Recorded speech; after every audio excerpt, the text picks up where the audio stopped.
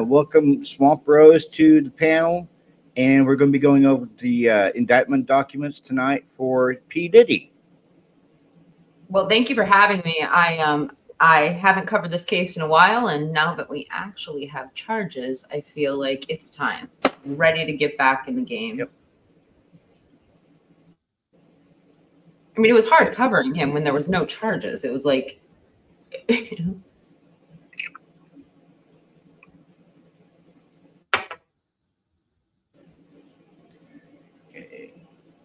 The grand jury charges: Count 1, racketeering conspiracy. For decades, Sean Combs, aka Puff Daddy, aka P. Diddy, aka Diddy, aka PD, aka Love, the defendant abused, threatened, and coerced women and others around him to fulfill his reputation and conceal his conduct. Due to so, Combs relied on the employees, resources, and influence of the multifaceted business empire that he led and controlled, creating a criminal enterprise whose members and associates engaged in and attempted to engage in, among other crimes, sex trafficking, forced labor, kidnapping, arson, bribery, and obstruction of justice. Sean Combs, aka Puff Daddy, aka P. Diddy, aka Diddy, aka PD, aka Love, the defendant operated his business headquartered at various times in Manhattan and Los Angeles under a variety of United States-based corporate entities, including Bad Boy Entertainment, Combs Enterprises, Combs Global, collectively the Combs Business. Corporate entities in the Combs Business included, among other things, record labels, a recording studio, an apparel line, an alcoholic spirits business, a marketing agency, and a television network and media company. At all times relevant to this indictment, Sean Combs, the defendant, engaged in a persistent and pervasive pattern of abuse towards women and other individuals. This abuse was at times verbal, emotional, physical, and sexual. As a part of his pattern of abuse, Combs manipulated women to participate in highly orchestrated performance of sexual activity with male commercial sex workers. At times, Combs and others acting at his discretion made arrangements for women and commercial sex workers to fly to Combs' location. Combs ensured a participation from the women by, among other things, obtaining and distributing narcotics to them, controlling their careers, leveraging his financial support, and threatening to cut off the same, and using intimidation and violence.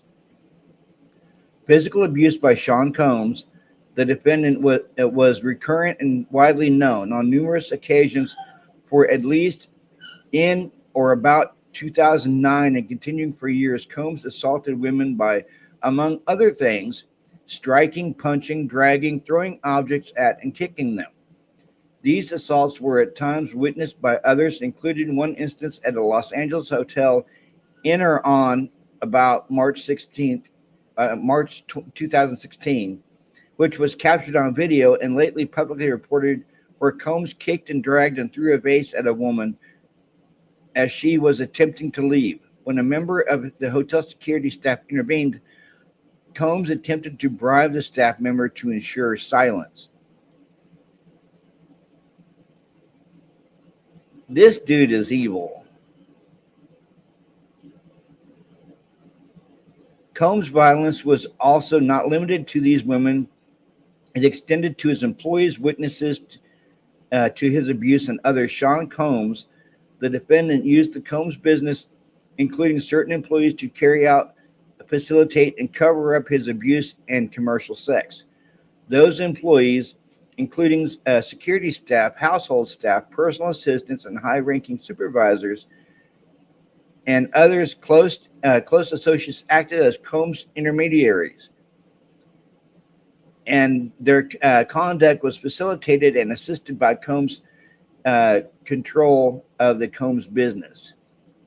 Now, see, I've heard a lot of things about P. Diddy.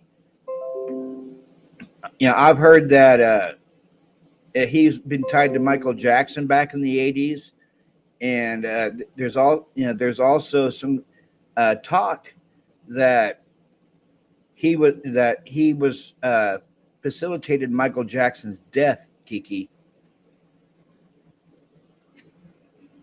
Unmute myself. Yeah, Robert, I'm well aware. In fact, I know the entire connection, depending on what you want me to get into. But I want to point something out now because I think this is where things get really, really interesting in this document.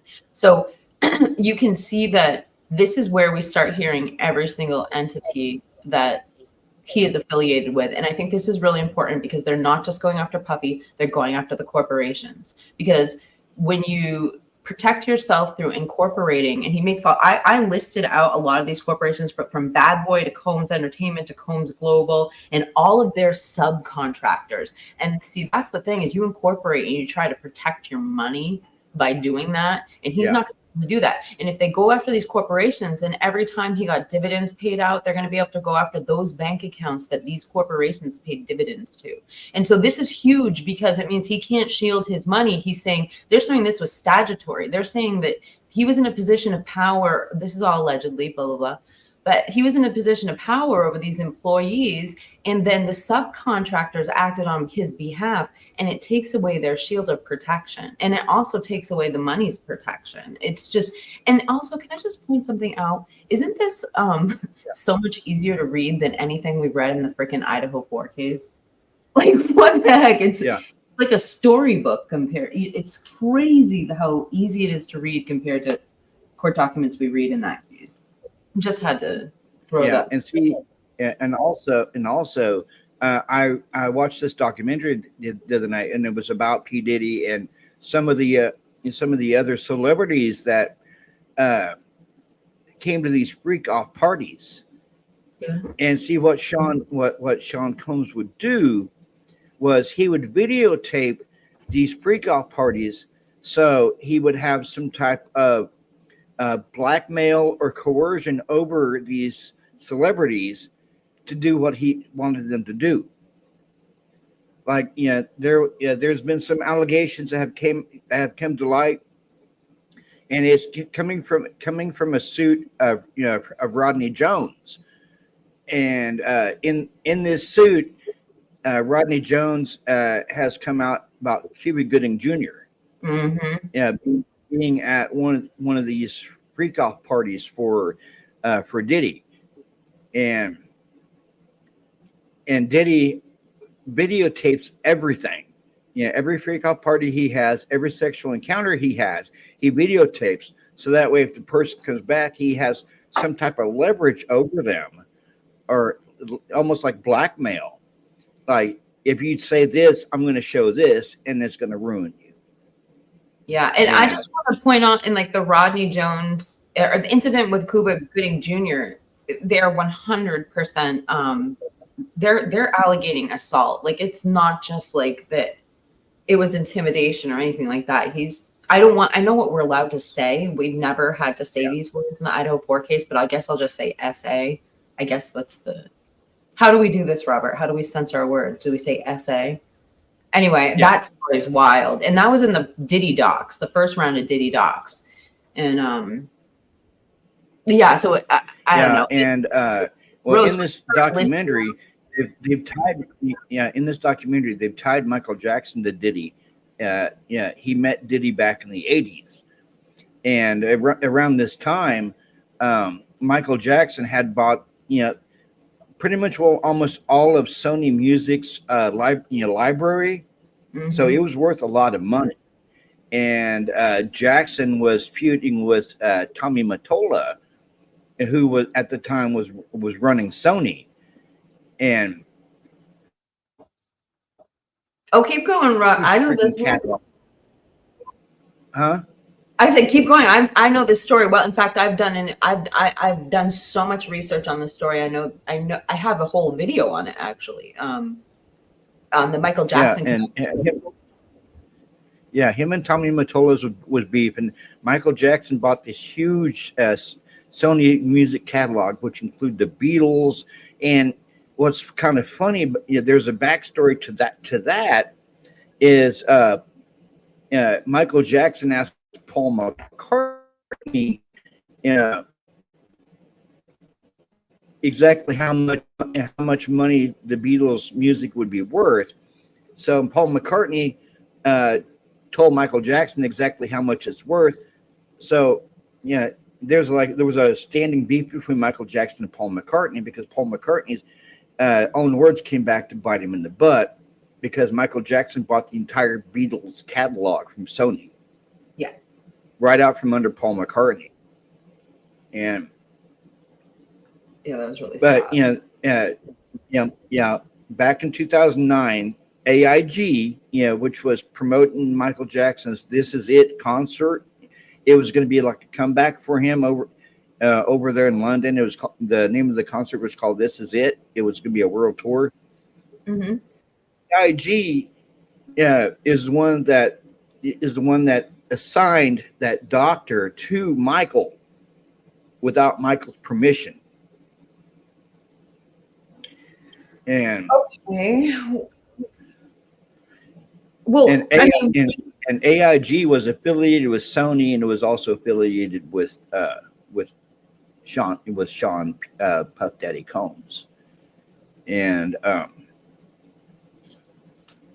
Michael used to tell the the people, his inner circle, that he felt like someone was trying to kill him, or he was going to be dead. He was going to be not with us very much longer, because according to Michael, to his inner circle, he told them that he knew too much, and he was a liability to them. So, are you aware of the security guard situation?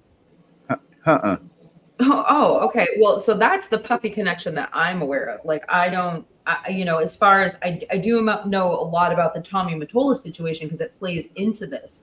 But okay, so essentially the security guard, I encourage, like, if we have time, I would encourage we actually watch the video because I did the research quite a few months ago. But the security guard that was head of security for Michael Jackson, he was like 21 years old. And it was a very bizarre situation. So we're talking about the world-class security, some of the biggest security in all of Hollywood or in all of California for a celebrity. And he has this 21-year-old head of security. And what was very bizarre is the 21-year-old, he was like in his early 20s. He may have been 23. I can't remember now. But he got out of a marketing school in Chicago.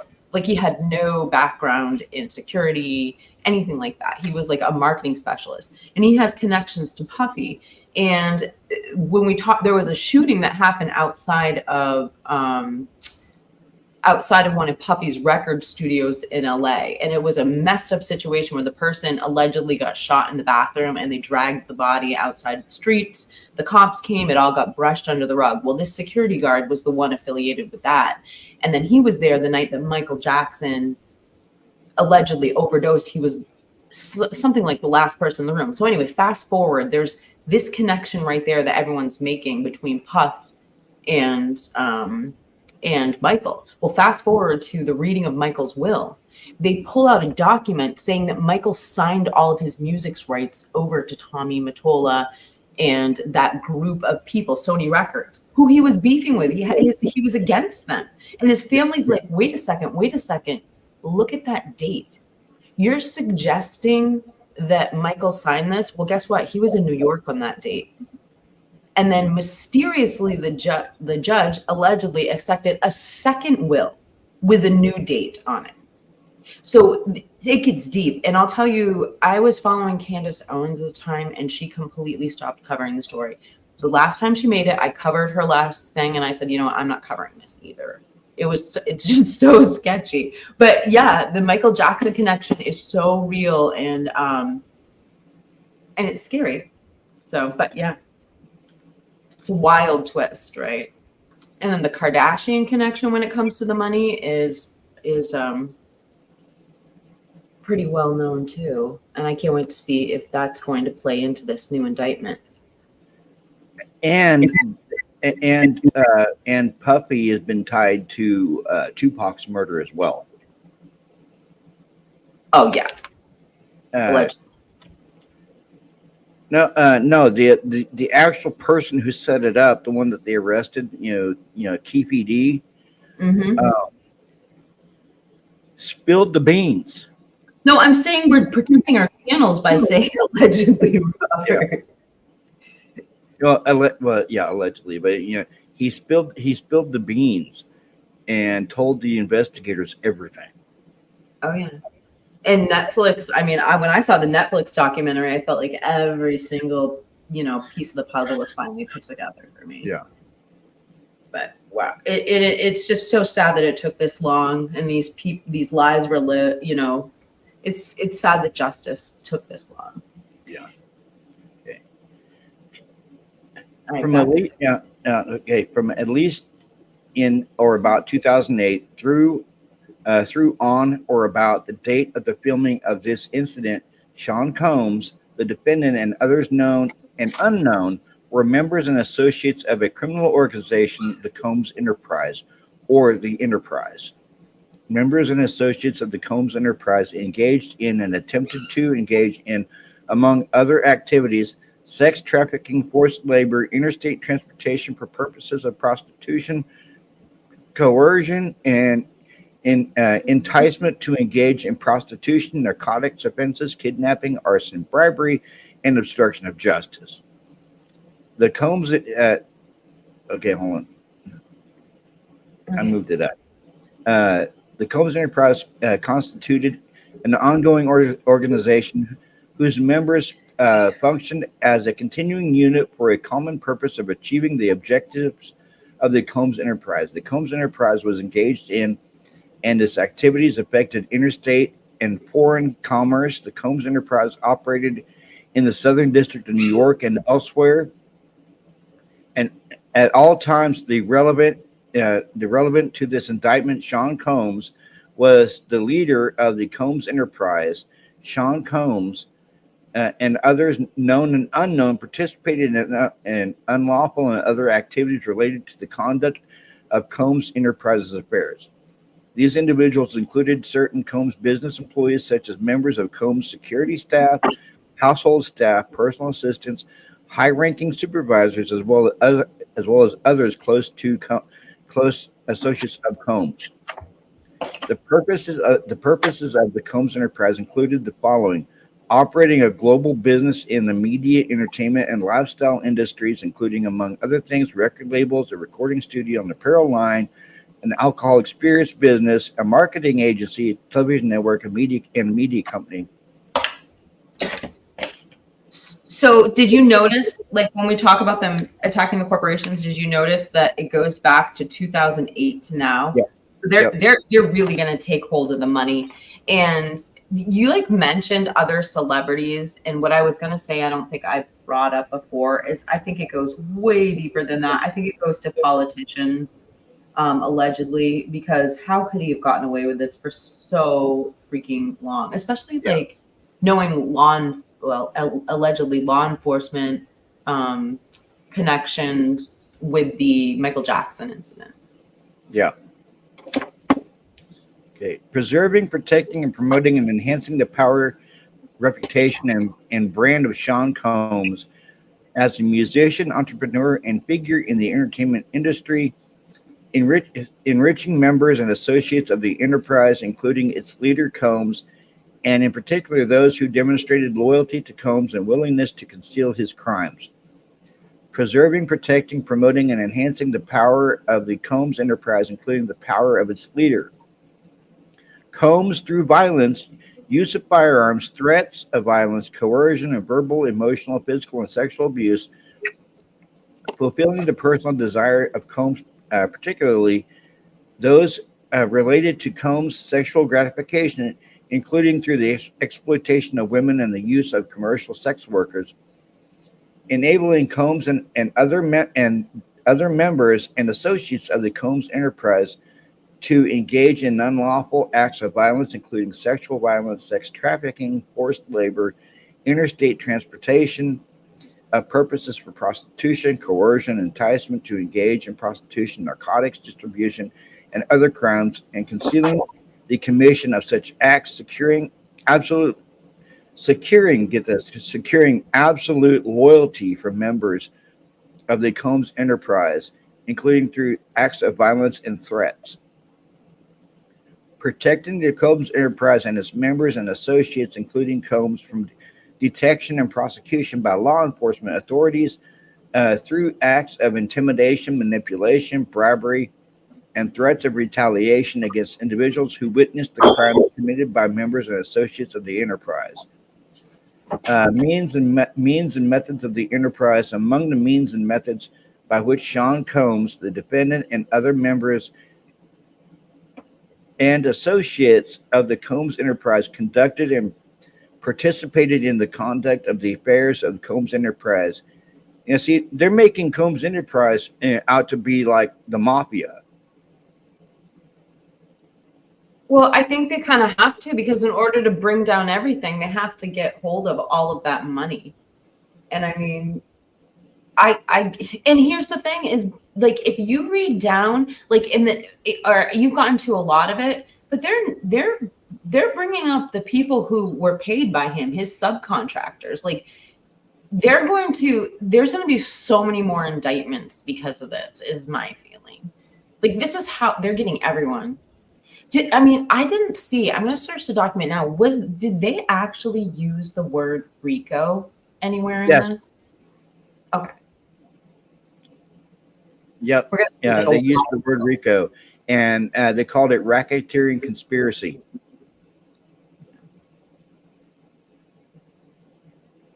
And then when we see it's like state lines, that's why we know it was Homeland Security that was there when they did the initial raid. It's because that's the sex trafficking.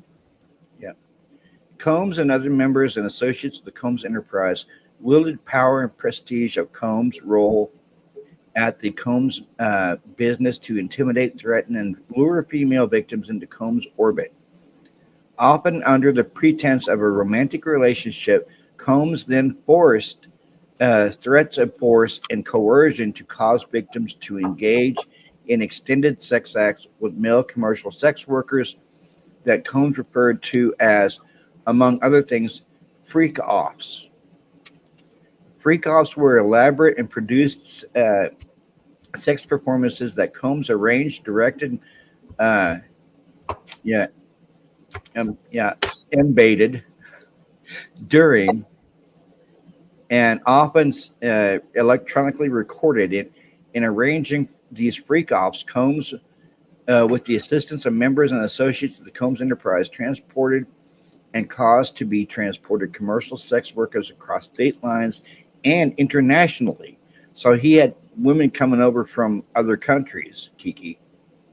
Well, doesn't that, that's the scary part, is that's when we think that maybe this, like, when you talk about other countries, like, is this going to involve minors? Is this going to involve children? You know what I mean? Like, I think that's also another scary part of this. Yeah. Hey, Too Fast. Hi, Too Fast. Hey, did you see Tonka's comment right there? Ultimately, all the government is after is the money. They're more concerned about that than actually real crimes that the man committed. But I also think they might be after his information. When they did the raid, they were able to do it with enough of a surprise that they were able to get some of the footage. Like, they were able to get into the safe. When they raided his house in Los Angeles and in Miami, they've got hours and hours and hours and hours of video that he had taken of different celebrities at these freak-offs. So the FBI, when they raided his house in Los Angeles and in Miami, they collected at least the way they put it, 22,000 hours of video of these freak-offs, these alleged freak-offs. And there was some very high-profile celebrities on these tapes that Diddy used these tapes to basically manipulate them and blackmail them into doing what he wanted to do because they knew that it was on tape. I just wonder, like, how many people, like, other than celebrities, there has to be politicians and stuff. I mean, I can't imagine. So I think, like, when I say they wanted the power too, like, I mean, you can't imagine that the government doesn't want to get their hands on the blackmail part too. Yeah, listen. During freak-offs, Combs distributed a variety of controlled substances to victims, in part to keep the victims obedient and compliant. So he got them hooked on drugs to keep them obedient and compliant. Sometimes, now, here's the messed up part. Yeah. Like, okay, so part of that is they didn't know they were being drugged. Like, a lot of these women were they have witnesses that used to work for Puffy that say they had one set of bottles for the girls and then another set of bottles for the guys, and obviously the ones for the women were drugged. So, like, this is that's assault. When you aside from what happened to them after they fell victim to the drugging someone without their consent is assault. So yeah, I mean, it says it right here. Sometimes unbeknownst to the victims, Combs kept videos he filmed of victims engaging in sex acts with commercial sex workers. After freak-offs, Combs and the victims typically received IV fluids to recover from the physical exertion and drug use. These freak-offs, Kiki, would last multiple days.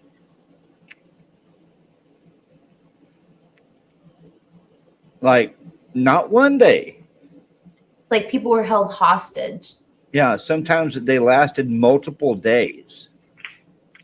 These freak-offs lasted multiple days. So, like, not one day, not 2 days, probably more, maybe 3 or 4 days. These freak-offs probably lasted.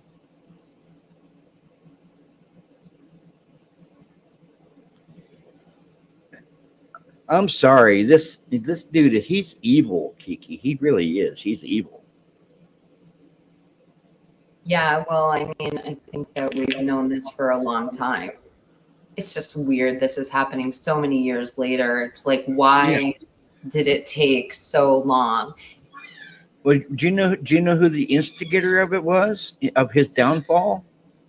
Cassie. Cassie, the one that he was beating up in the hallway of that hotel back in 2016. It all started with her. She was the only one brave enough. Well, no, Kim Porter was writing a tell-all about this when she passed, and she was allegedly died of pneumonia. Members and associates of the Combs Enterprise, including high-ranking supervisors, security staff, and personal assistants and other Combs business employees, facilitated the freak-offs by, among other things, booking hotel rooms for the freak-offs, stocking the hotel rooms in advance with the required freak-off supplies, including controlled substances, baby oil, lubricants, extra linens, and lighting, cleaning the hotel rooms after the freak-offs to try to mitigate room damage, arranging for travel for the victims, commercial sex workers, and Combs to and from freak-offs, resupplying Combs with requested supplies, delivering large sums of cash to Combs to pay the commercial sex workers, rescheduling the delivery of IV fluids in or about March 2024 during searches of Combs' residence in Miami, Florida, and Los Angeles. Miami, Florida, and Los Angeles, California. Law enforcement seized various freak-off supplies, including narcotics and more than 1,000 bottles of baby oil and lubricant. Combs subjected victims to physical, emotional, and verbal abuse to cause the victims to engage in freak-offs. Combs managed control over his victims through, among other things, physical violence, promises of career opportunities, granting and threatening to withhold financial support. So he was taking these people, promising them help with their career and promising them money, and then also turning around and threatening to end their career and take away the money. So to me, it sounds like that's financial and economic abuse, and it's not something that we hear about a lot because it's like a privilege abuse. Like the average person doesn't get financial and economic abuse on them. But basically, financial abuse is defined as like someone who controls all your money. And so somebody can be very rich and they can be very poor at the same time. They can have so one person controls the finances. So that's financial abuse. Economic abuse, on the other hand, is when somebody controls your future or your future finances. And so they can intimidate you or make you act or do things just with the threat of taking away. Like you could, like somebody could do it with, a parent could do it with their inheritance, or it can be done whichever person controls the money. I don't know, but that's what I hear when I hear those things and those young artists. Yeah, and here's something else that he did before he got arrested. He signed over all of his stuff to an unnamed third party. Yeah, because the court was wanting his properties and his money seized. Man, before he got arrested, he had signed it all over to an unnamed third source. But wouldn't you? If you thought the feds were coming after you in Homeland Security, I'm just brushing my hair, you guys. Sorry. Probably should have taken. But here's also the thing. They have a lot of unnamed co-conspirators on this indictment. Probably because they want to know if they're going to sing so that they can lessen their charge. You know what I mean? Like, is that why they name them? Yeah, they're unindicted co-conspirators. So I think the FBI is hoping that these unindicted co-conspirators will sing like a canary against P. Diddy. Because why would you name them as unindicted co-conspirators? If they're on the indictment, wouldn't they be indicted co-conspirators and not unindicted co-conspirators? I don't know. But I agree. I don't know if they even need them. They have like so much evidence against Diddy already.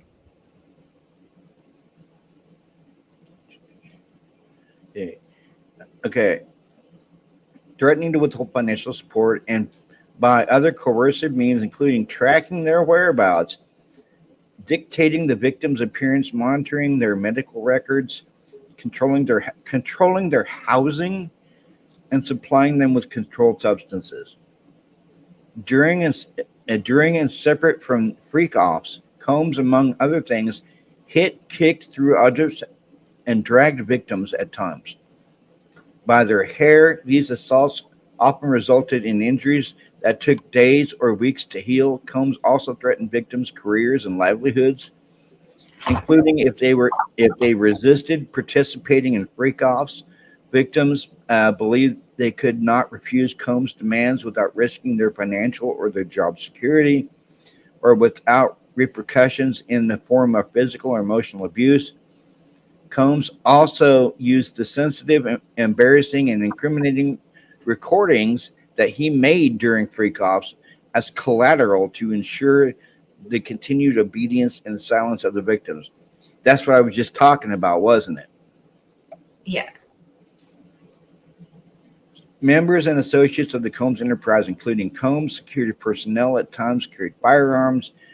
On more than one occasion, Combs himself carried or brandished firearms to intimidate and threaten others, including victims of and witnesses to his abuse.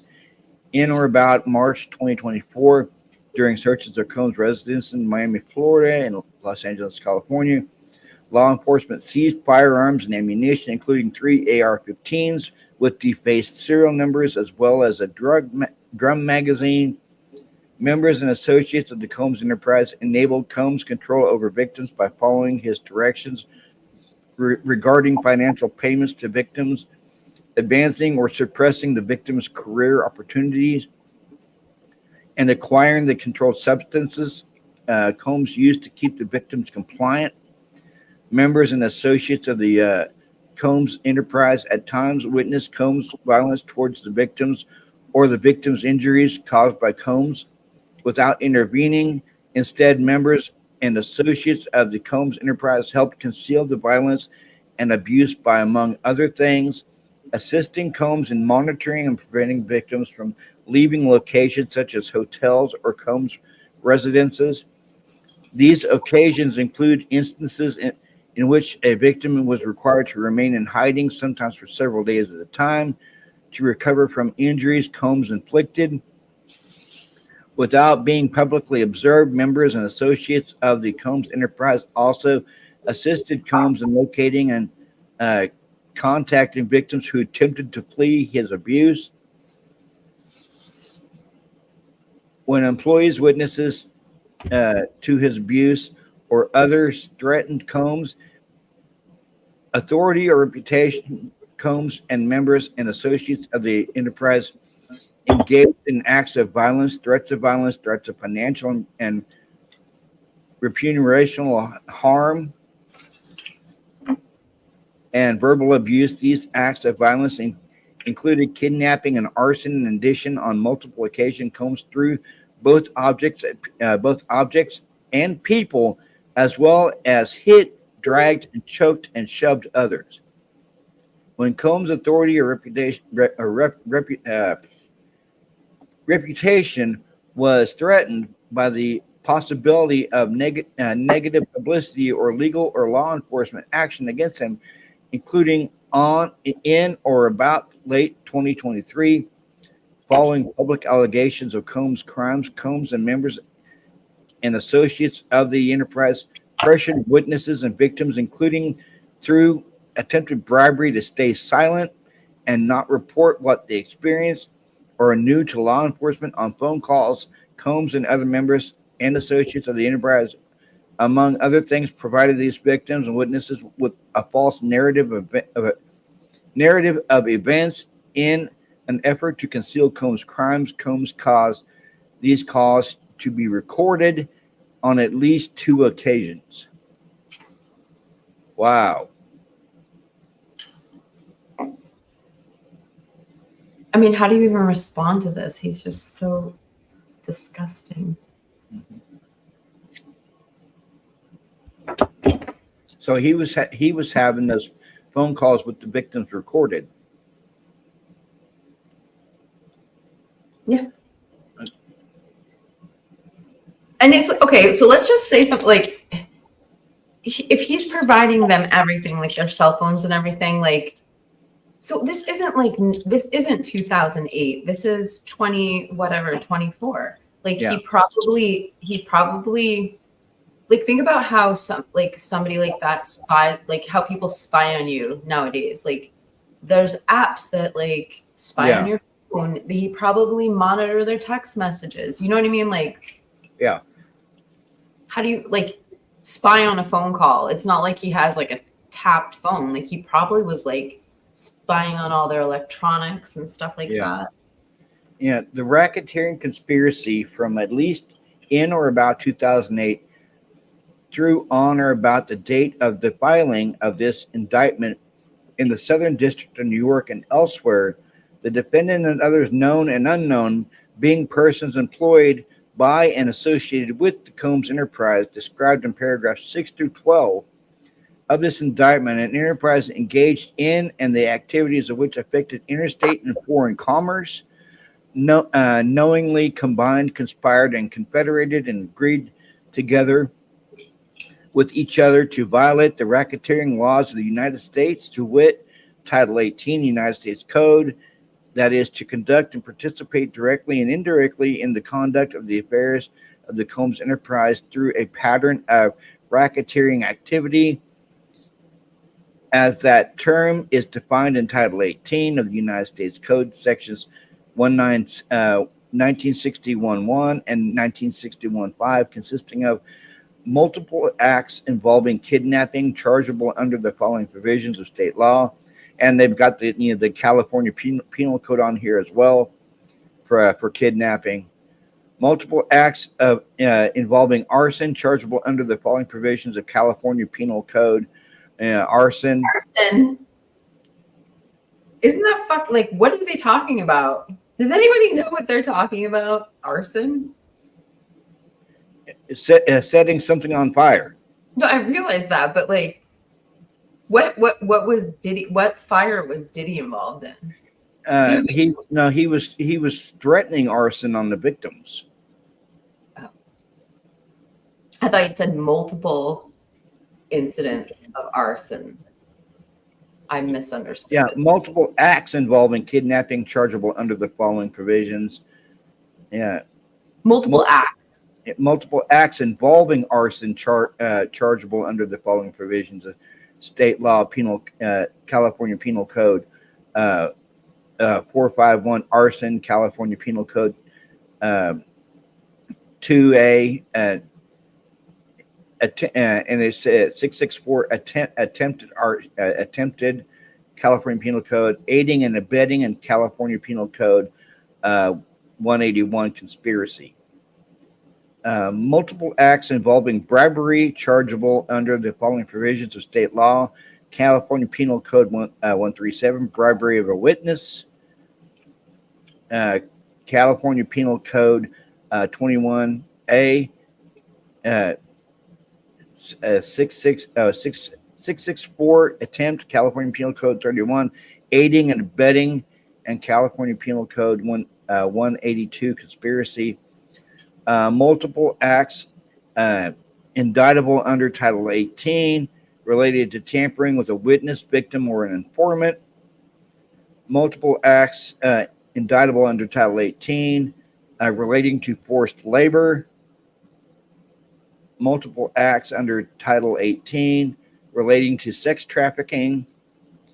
Multiple acts indictable under Title 18 relating to transportation and inducement to travel for purposes of prostitution and other illegal sexual activities. And multiple offenses involving the possession with intent to distribute or distribution of narcotics and controlled substances, including cocaine, oxycodone, alprazolam, methamphetamine, bromo, gamma hydroxybutyric acid, and ketamine, in violation of Title 21 United States Code sections distribution and possession with intent to distribute, and conspiracy to do the same, aiding and abetting, and willfully causing.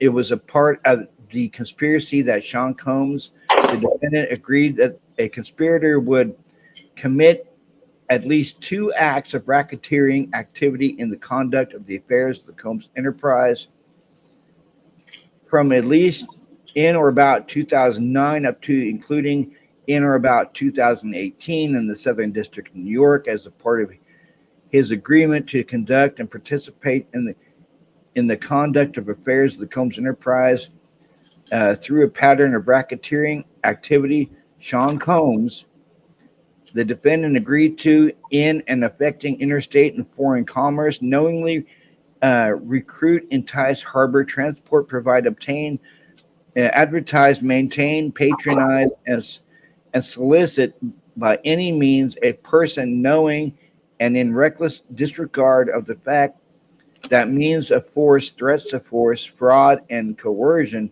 as described in Title 18, any combination of such means would be used to cause the person to engage in a commercial sex act is in violation with Title 18. The grand jury further charges from at least in or about 2009 up to the including in or about 2018 in the Southern District of New York and elsewhere. And you notice they threw and elsewhere in there.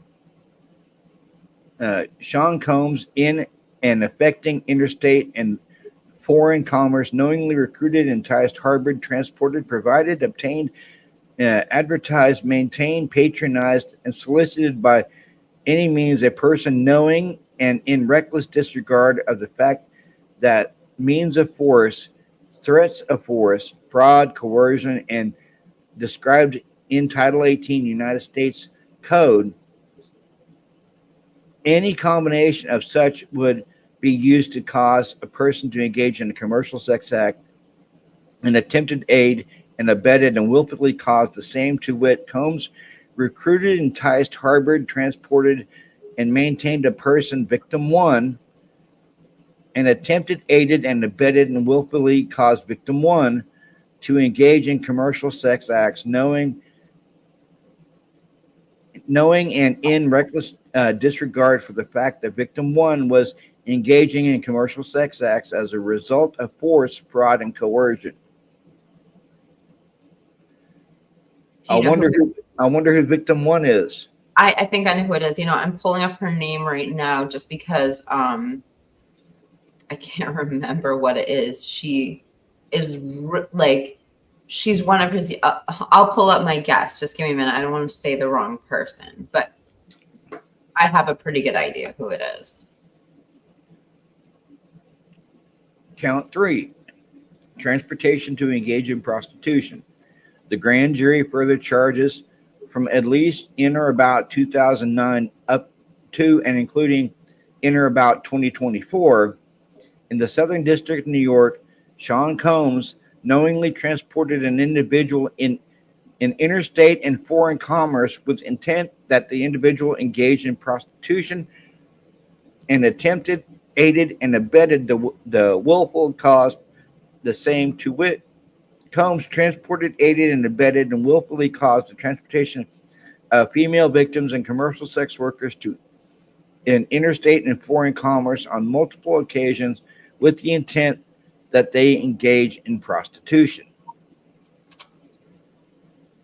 As a result of committing the offense alleged in count 1 of the indictment, Sean Combs shall forfeit to the United States pursuant to Title 18 United States Code Section 1963 any and all interests the defendant acquired or maintained in violation of Title 18 United States Code Section 1962, any and all interest in securities of claims against and property or contractual rights of any kind affording a source of influence over the enterprise named and described herein, which the defendant established, operated, controlled, and conducted and participated in the conduct of and in violation of Title 18 United States Code, and any and all property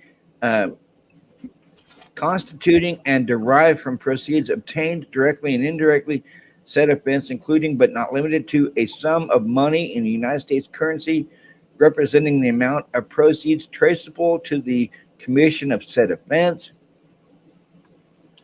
As a result of committing the offense alleged in count 2 of this indictment, Sean Combs shall forfeit to the United States pursuant to Title 18 any and all property, real and personal, involved in, used, or intended to be used to commit or facilitate the commission of said offense, and any and all property traceable to such property, any and all property, real and personal, constituting or derived from proceeds obtained directly and indirectly as a result of said offense, including but not limited to a sum of money in the United States currency representing the amount of property involved in said offense and proceeds traceable to the commission of said offense.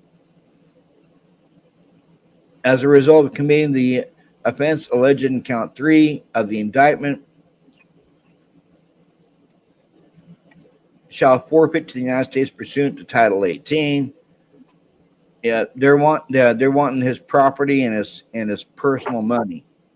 Yeah, Robert, what I was thinking, and that's what and they're like everything affiliated with this from 2008 to the filing of this indictment. So everything. They're going after everything.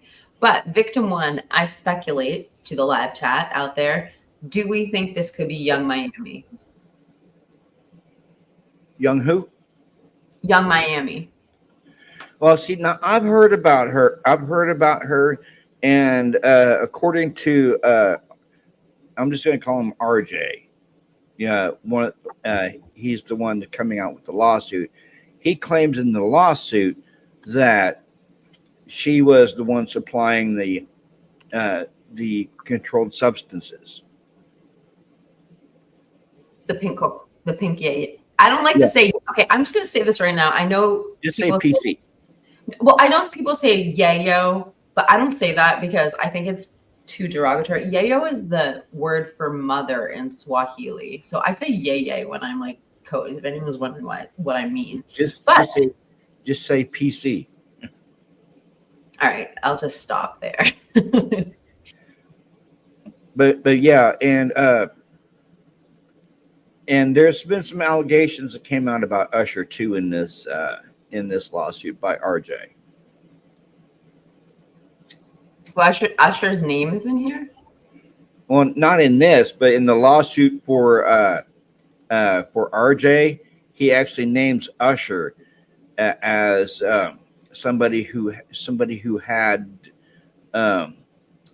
freak offs with Mr. Combs. Well, I lost my train of thought. Sorry, I was typing something right when you said that. What was I going to say? Hold on. Okay, it'll come to me in a second. I was typing in thank you because what was War said that they shared us on X because we're awesome. Well, thank you. What was War?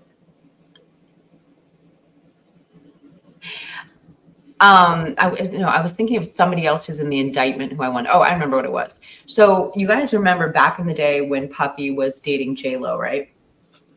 So, over the whole gun in the club thing. All right, so let me give you some. This story just takes so many wild twists. So the person who allegedly took the fall for Puffy in that incident, and I'll get into the incident in a second, he is actually a pretty powerful politician in Belize.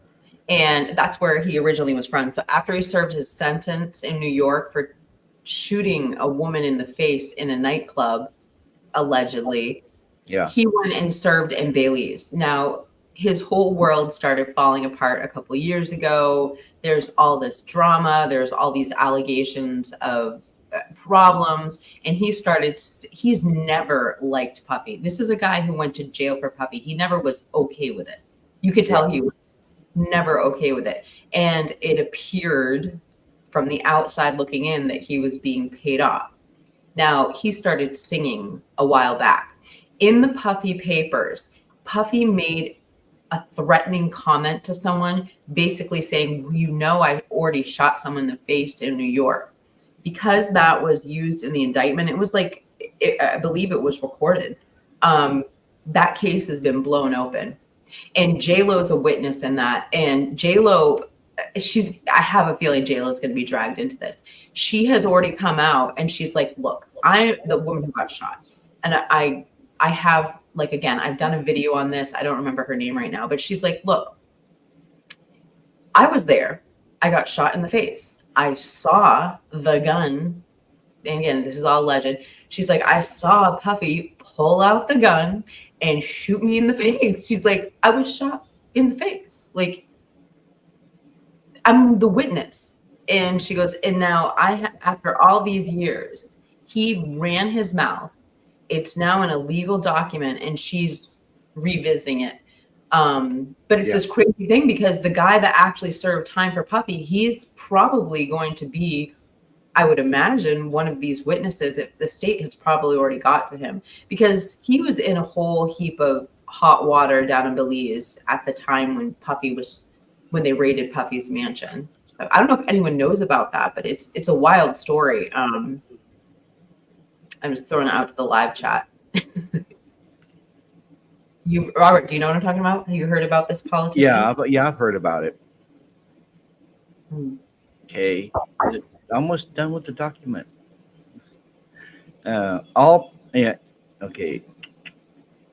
Any and all property, real and personal, that constitutes or is derived from proceeds traceable to the commission of said offense, including but not limited to a sum of money in the United States currency representing the amount of proceeds traceable to the commission of said offense. In substitute assets provision, if any of the above described forfeitable property as a result of any act or omission of the defendant cannot be located upon the exercise of due diligence, has been transferred or sold to or deposited with a third person, has been placed beyond the jurisdiction of the court, has been substantially diminished in value, or has been commingled with other property which cannot be subdivided without difficulty. It is the intent of the United States, pursuant to Title 18 United States Code Section 1963, Title 21 United States Code Section 853, and Title 28 of the United States Code Section 2461, to seek forfeiture of any other property of the defendant up to the value of the above forfeitable property. They want it all.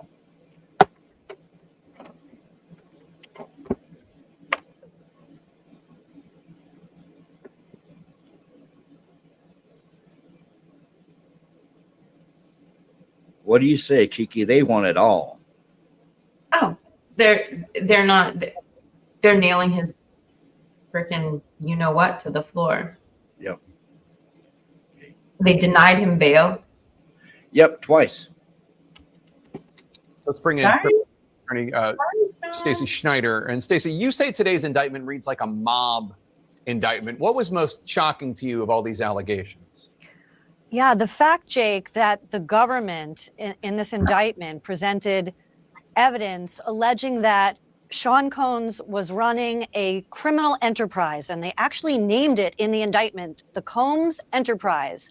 And they said that this enterprise consisted of him as the alleged leader, his employees, assistants, staff, allegedly, that were able to procure women and alleged male sex workers to engage in performances for his own sexual gratification. Where it differs from a mob indictment, it has all the elements of putting together this racketeering allegation of all these moving pieces using resources from his businesses. But the fact that this is about an allegation of sexual gratification being accomplished by alleged human trafficking, it's one of the most unique indictments I've ever seen in this area, in the area of sex crimes, because the government isn't actually prosecuting the sex crimes other than the human trafficking or the sex trafficking. They're not prosecuting any type of alleged sexual abuse to women, although that's part of this racketeering scheme. But the actual charges are racketeering conspiracy, sex trafficking, and transporting individuals over state lines to engage in prostitution. The reasoning around all of this, his alleged motivation as presented in that indictment by the government is for his own personal gratification. And that's just the strangest type of indictment I've ever seen. But I agree with you. This indictment it's very disturbing. The facts presented are out of, a very bad Hollywood story. And a lot of the alleged evidence that's been gathered in this case was from those two raids that were conducted on his personal homes in Miami and Los Angeles. And the indictment names the things seized that he allegedly made videos of these sexual performances that have been named freak-offs. And there seems to be a ton of evidence allegedly tying this scheme together. So it's an interesting way of prosecuting it, but I understand why they did it that way. So what did you make of what Elizabeth Wagmeister just reported? And obviously, Sean Diddy Combs and his attorneys they're going to get their day in court. But the idea that the government, in their characterization, does not say that anybody did any of these things non-consensually. What do you make of that? I make of that as being a big flaw already in the government's case, which the defense was quick to point out. Even if he was engaging in this alleged conduct, there was no allegation or no statement in that indictment saying that any of these alleged victims or alleged witnesses willingly participated in some of these acts that people find offensive, that are sound to be offensive. And that's a very important part of the case. What was the consent? But there are enough charges here where outside of what the alleged victims are going to say about how he was using the resources allegedly from his enterprises, his businesses, his well-known Bad Boy Entertainment, his clothing line resources, his liquor line resources. Allegedly, there were funds used from that resources to engage in this alleged prostitution activity across state lines. And that's why it's a federal case, because it's across straight lines. So there are some problems that the defense has brought up originally, but it seems like just from reading this 14-page indictment that there's enough physical evidence to perhaps get a conviction in this case. Shall see. These are allegations. So the Office of the Southern District of New York seems awfully confident about their ability to handle the scope and complexity of the case. That would make sense.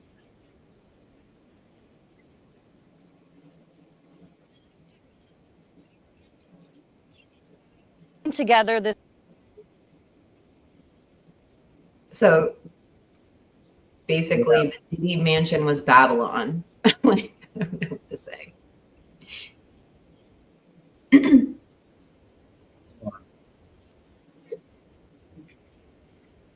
That's wild. I mean, I don't know. Oh, you Just got hand it to them from the attorneys who prepared the civil cases that are now pending against him. I think things just started piling up, and eventually Sean Combs got to a place where his luck ran out, and therefore he was indicted and arraigned. We're going to fight this case with everything we have, as is he, and eventually he's going to be shown to be innocent. That was the attorney for music mogul Sean Diddy Combs vowing to. So what do you think so far, Kiki? I think it's weird that his attorney said that. Like, I mean, there's so many things in that indictment when you say I think he's going to be found innocent of what? Like, of which thing? Like, because what are you going to find him innocent of? Because in there they talked about you kicking Cassie in the face and dragging her. Yeah. How does you get found innocent of that? There's a video of it. I cannot stand the rebuttal when that happened. Like, people were freaking the people who supported Diddy, like, searching for things to defend him. And they're like, well, she left with a rollie and like $100,000 in cash. Are you out of your mind? Cassie was being paid $500,000 a month. Just shut up. And when she broke up with Diddy, this is all alleged, obviously, but Cassie is on the record saying this. They dropped her down to $250,000 a month.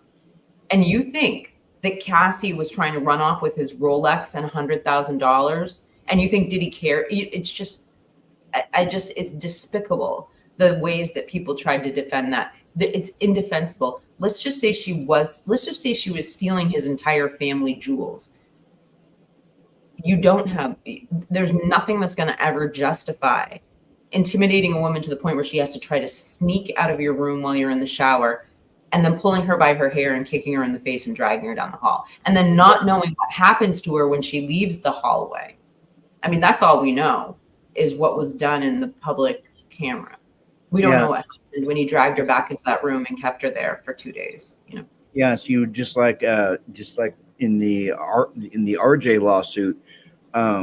You mentioned her earlier. I think it was Little Miami or something. Young Miami.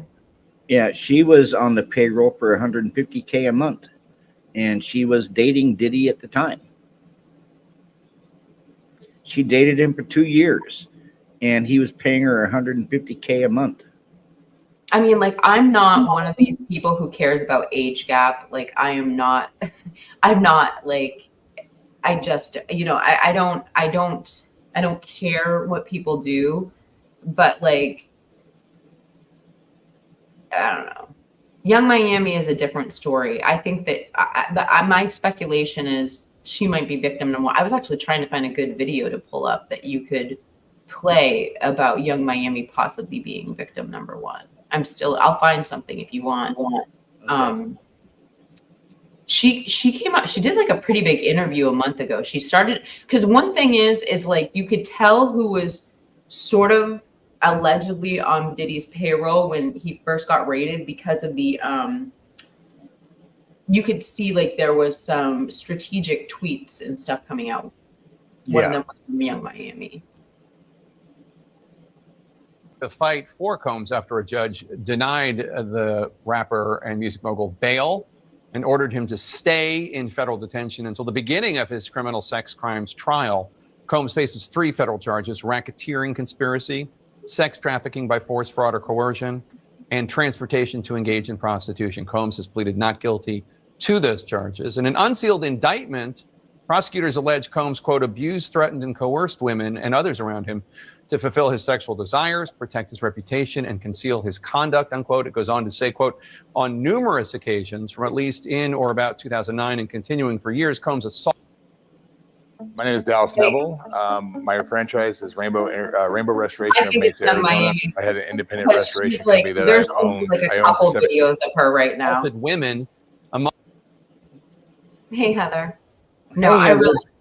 I really do think Young Miami is victim one because YouTube is not producing like a lot of new Young Miami videos. In fact, I've only seen one. I only see like one real reaction video in the last couple days with Young Miami. I'll actually present it so you can. It's only like a minute and a half. When we're done with this, you can play it.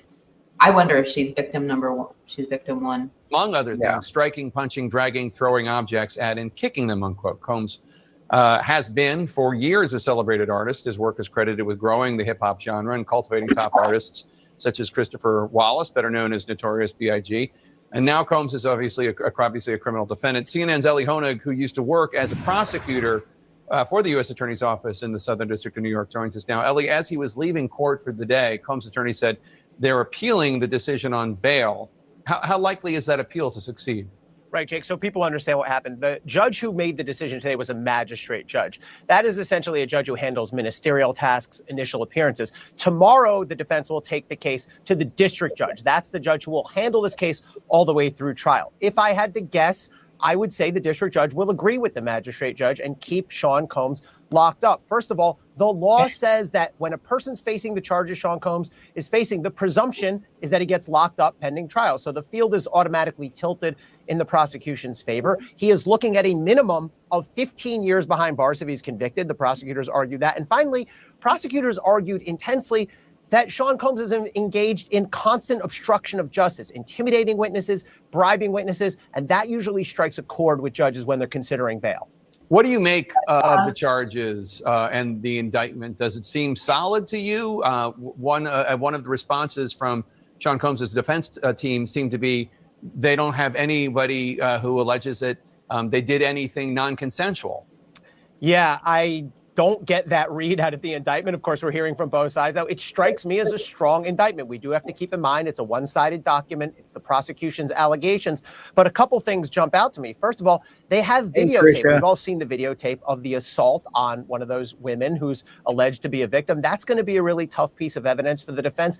And if you look beyond the indictment, there was a companion document filed today that says that prosecutors have talked to and plan to call dozens of victims and witnesses. So even if the defense can discredit 1 or 2 or 3, they're going to have to deal with dozens of victims pointing the finger at Sean Combs. So you used to specialize in prosecuting racketeering cases at this U.S. Attorney's Office. How exactly do racketeering charges play out here, and how does it give prosecutors an advantage? Racketeering charges are such a powerful weapon for prosecutors, and I used to use that tool quite effectively, I think.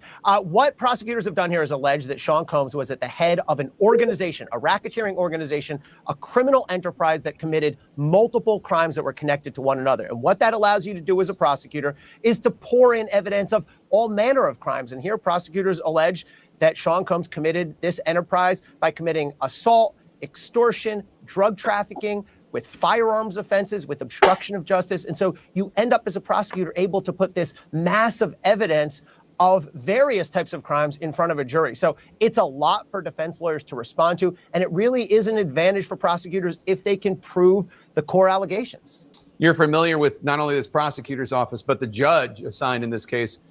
Tell us about them.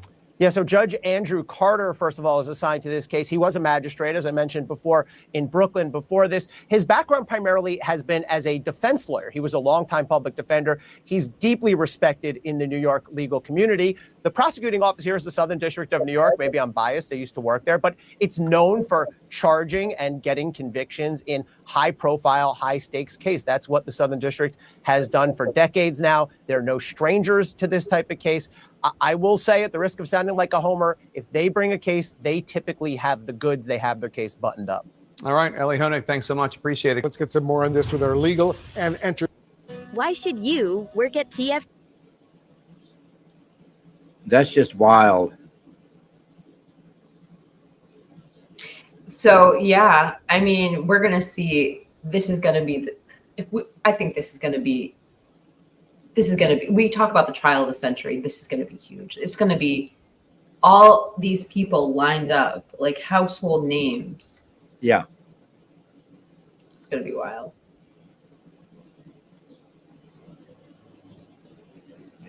I see you added something. Oh yes, here. Let's read from the book of Young Miami.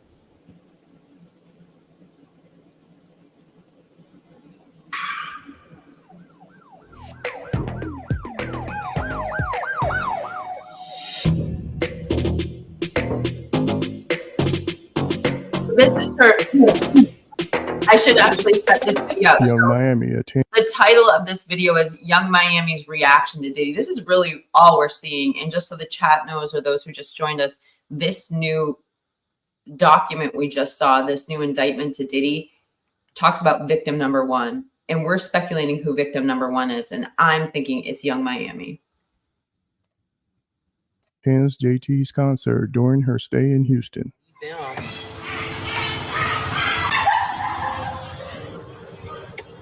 Allegedly. Be sure to like, comment, and subscribe. She looks really good. Looks a lot better than she did when she was with Diddy.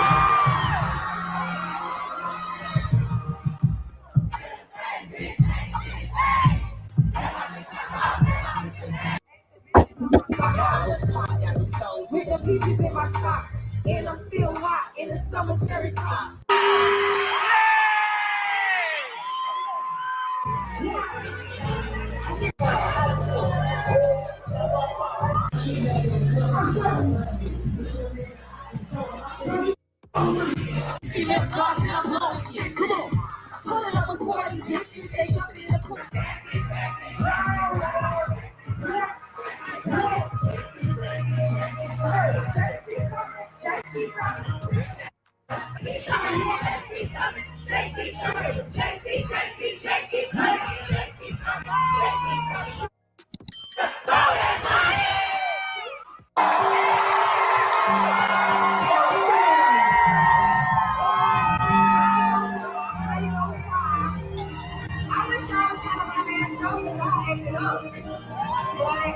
Thank y'all for coming.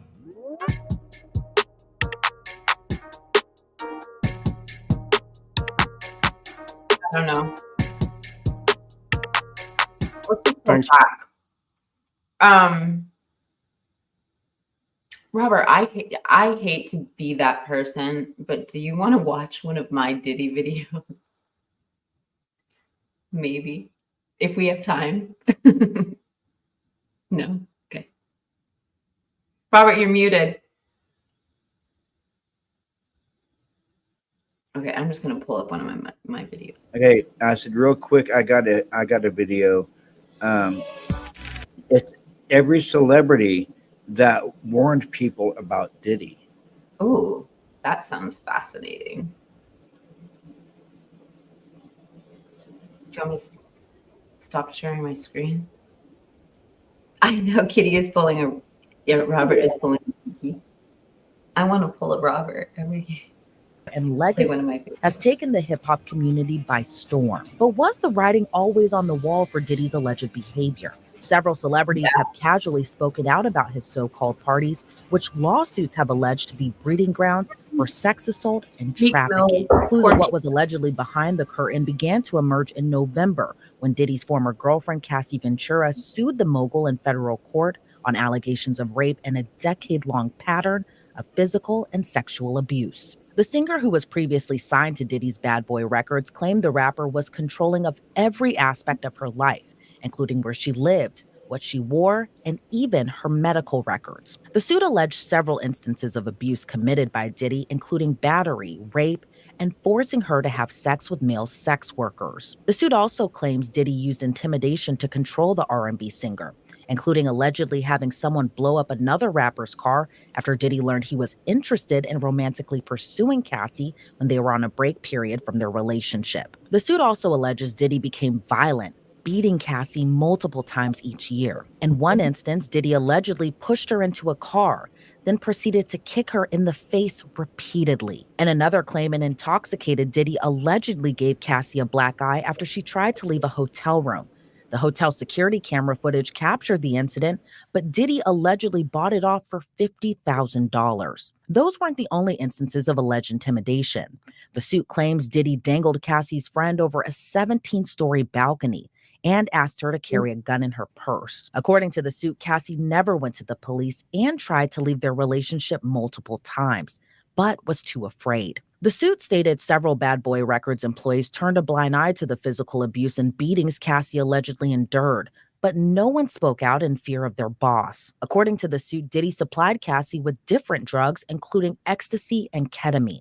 The suit claimed Cassie suffered from memory loss from the constant substance abuse during her relationship with Diddy. The documents also say her MRI results were sent directly to Diddy. The suit was ultimately settled a day after it was filed for an undisclosed amount. When Diddy's Los Angeles and Miami homes were raided by Homeland Security this week, the singer's attorney released a statement saying, quote, "We will always support law enforcement when it seeks to prosecute those that have violated the law.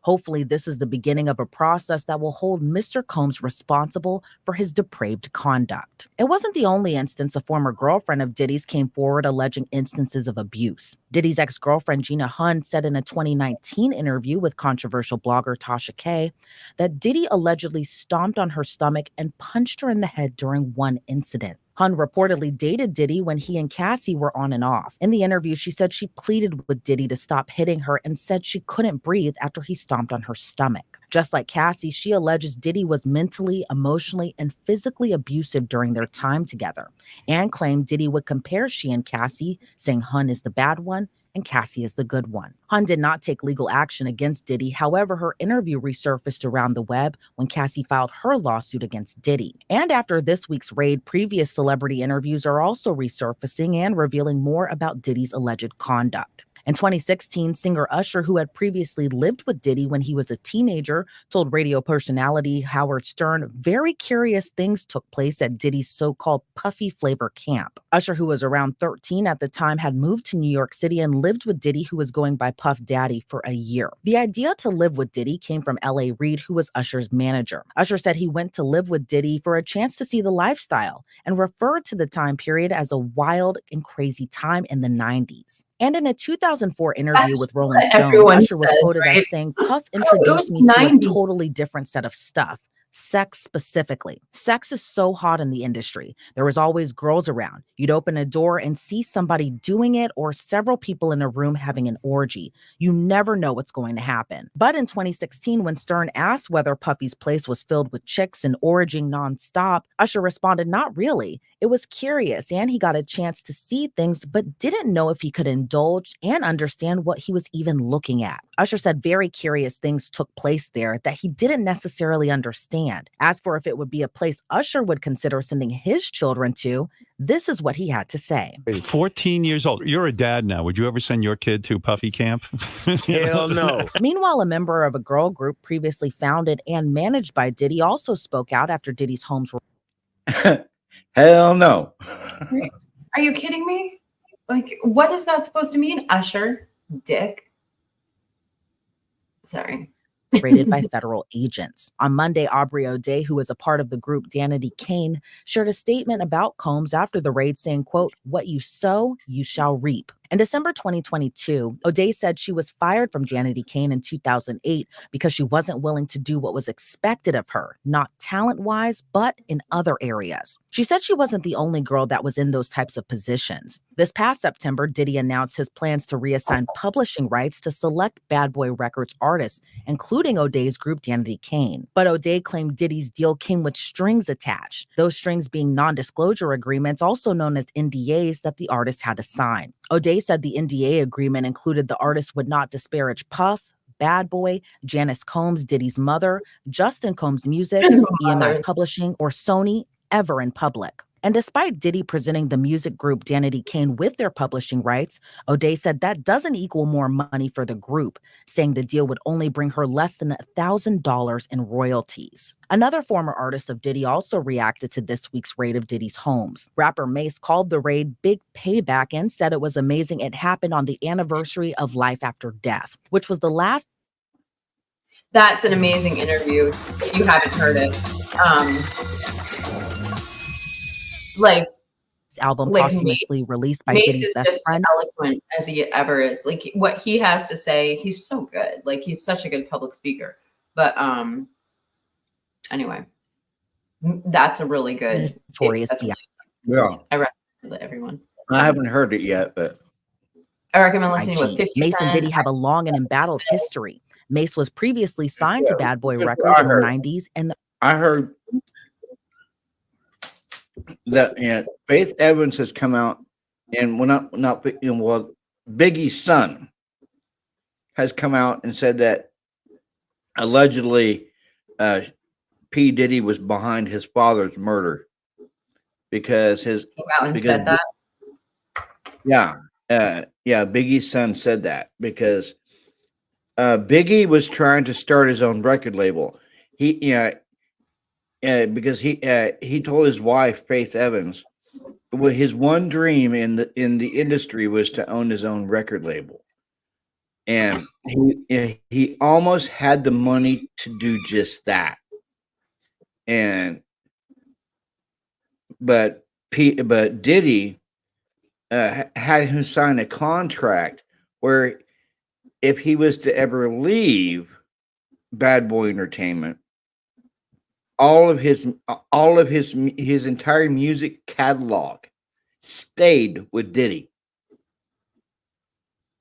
Yeah, but he had met his contractual obligations. So the real kicker here is that he was done with Puffy. And like, no matter how they present it, no matter how Puffy presented it to the public, he was done with his contractual obligations. So there's no doubt in my mind that the notorious B.I.G. would have not only persevered, but left him in the dust, because it doesn't matter if Puffy owned his own catalog. The capabilities of Biggie being able to create new music was there. So I don't know if everyone watching knows this, but when Biggie wrote everything in Junior Mafia other than Little Kim, and he wrote a lot of Little Kim stuff too, allegedly. But he wrote everything for Junior Mafia. So like Little C's, all of them, he wrote all their raps. These were not rap artists. These were his rug dealers. These were his boys on the street. And when Biggie came up, that's why the story of Biggie versus like Tupac, and I'm not dissing Tupac, but I am, is so different. Biggie took his entire crew on the street. He took them off the street with him. He gave them a paycheck. He gave them legitimate jobs. He wrote all their raps. The mind, like he had such a good education. Like he was privately educated. He was privately trained in music from a really young age, like 5 years old. And so like, to me, like, I know it wouldn't have made a difference. He would have been the biggest star of our time. But and here's what's funny. Like Mace said, that this indictment, this arrest came down on the anniversary of Life After Death. Which was Biggie's last, his last CD. And Life After Death, outsold all of Biggie's other stuff, because this it came out posthumously. Yeah. And you see, and I've noticed if an artist dies, or if they're unalived, the sale of their music skyrockets. And and Puffy having this having Biggie's music, he made bank off of life after death. Of course. And like, yeah. And like, here's the thing is, I don't even think at this point, I'm not even sure if he orchestrated Biggie's unaliving, because it's more like he's just a toy, fake gangster, fake street artist. He's not, he's like a upper middle class snotty ass kid who had everything he wanted. He's the spoiled kid who had every toy. This is who Puffy is. And when this guy went to LA, he was surrounded by actual freaking gangsters, like actual people who were doing security guards. The things that he talked about in his songs were actually being done by the people he was talking to. And because he was a fake gangster and talking like that, you play stupid games, you get stupid prizes. So I don't even know if it was intentional. I mean, he's not even that smart that like he could have, like, it was just him and his mess that got Biggie unalived. Like, I don't even know if it was attached to the fact that Biggie was, because there's nothing he could do. Biggie was done. And it wouldn't have made a difference. I'm sure Biggie wanted his catalog back, but yeah, see, Keefy D, I'll have to find the interview again and either send it. Never paid. No, Echoes. That's my understanding, is he never paid, and that's why Biggie got shot. He promised $1 million allegedly for Tupac. He made a flippant comment like he was a gangster. Tupac was shot. He never paid his $1 million, and that's when Biggie got retaliated against. It's so fucked up. It's so fucked up they haven't solved that crime yet, too. Yeah, no, Keefy D. I got to find this. I got to find the interview. I just watched it the other night. I need to find it again. And I could be wrong. Keefy D lays everything out in the interview with the police detectives, and Tupac and Biggie were like legit. They were friends. Yeah. Tupac came from Harlem, and him and Biggie were friends.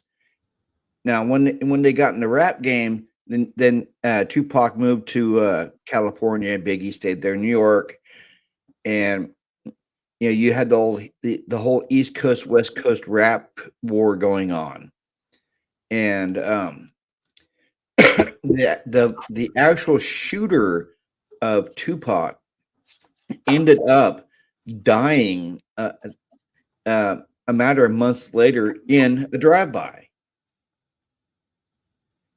And it was the KPD was the uncle of Tupac's shooter, and KPD was talking in this interview with the police that P. Diddy was kind of insinuating that he wanted Tupac eliminated. Wait, Tupac got robbed? Oh, I'm sorry, I didn't mean to interrupt. Yeah. I wish, if he said something like, I wish somebody would off that fucker or something like that. But Trisha's saying Tupac got robbed? When did Tupac get robbed? Like, Tupac got robbed by Biggie? Do you know? No. There was an altercation there in Las Vegas. Oh, you're talking about, I know what you're talking about. That's where the beef started. I thought you were talking about the night that Tupac got killed. No, that was the same night. That was the same night where the altercation started at the Tyson fight. Yeah, where Tupac and his entourage beat up Orlando Johnson. It was later on that night that Tupac got killed. I think she's going back to the beginning of the beef, because I think it was Little C's was there. Like these kids, they went out, they were so young, and like they weren't. These are East Coast kids. Like, it's a totally different mentality. These were good East Coast kids, and they're out and they like surrounded by gangsters. And because of the timing of the shooting, they assumed that it was a setup by Biggie and his crew, but they were just like kids, and they were so scared and intimidated by the situation. They weren't. That wasn't their lifestyle. I don't know. Yeah, well, It's evil. It's evil. according to Keefe, Keefe D did, Big Puffy had a concert in Anaheim, and the whole setup for Tupac being killed took place that night there in Anaheim. Yeah, they were starting to set it up, and you had Puffy who was offering money to have Tupac killed, and then what happened that night with Tupac being killed in Vegas. You had the incident with Orlando Johnson happen at that Mike Tyson fight. That kind of sped everything up. Yeah, because Keefe D met with Diddy by himself when they were in Vegas, and that's when Diddy says, I'll give anybody $1 million if they'll eliminate Tupac. And then like the night that Tupac was driving around, which was they were on the way to Club 162. That was the club that Suge Knight was founding. He had just purchased a club, and he called it Club 162 or 166 or something like that.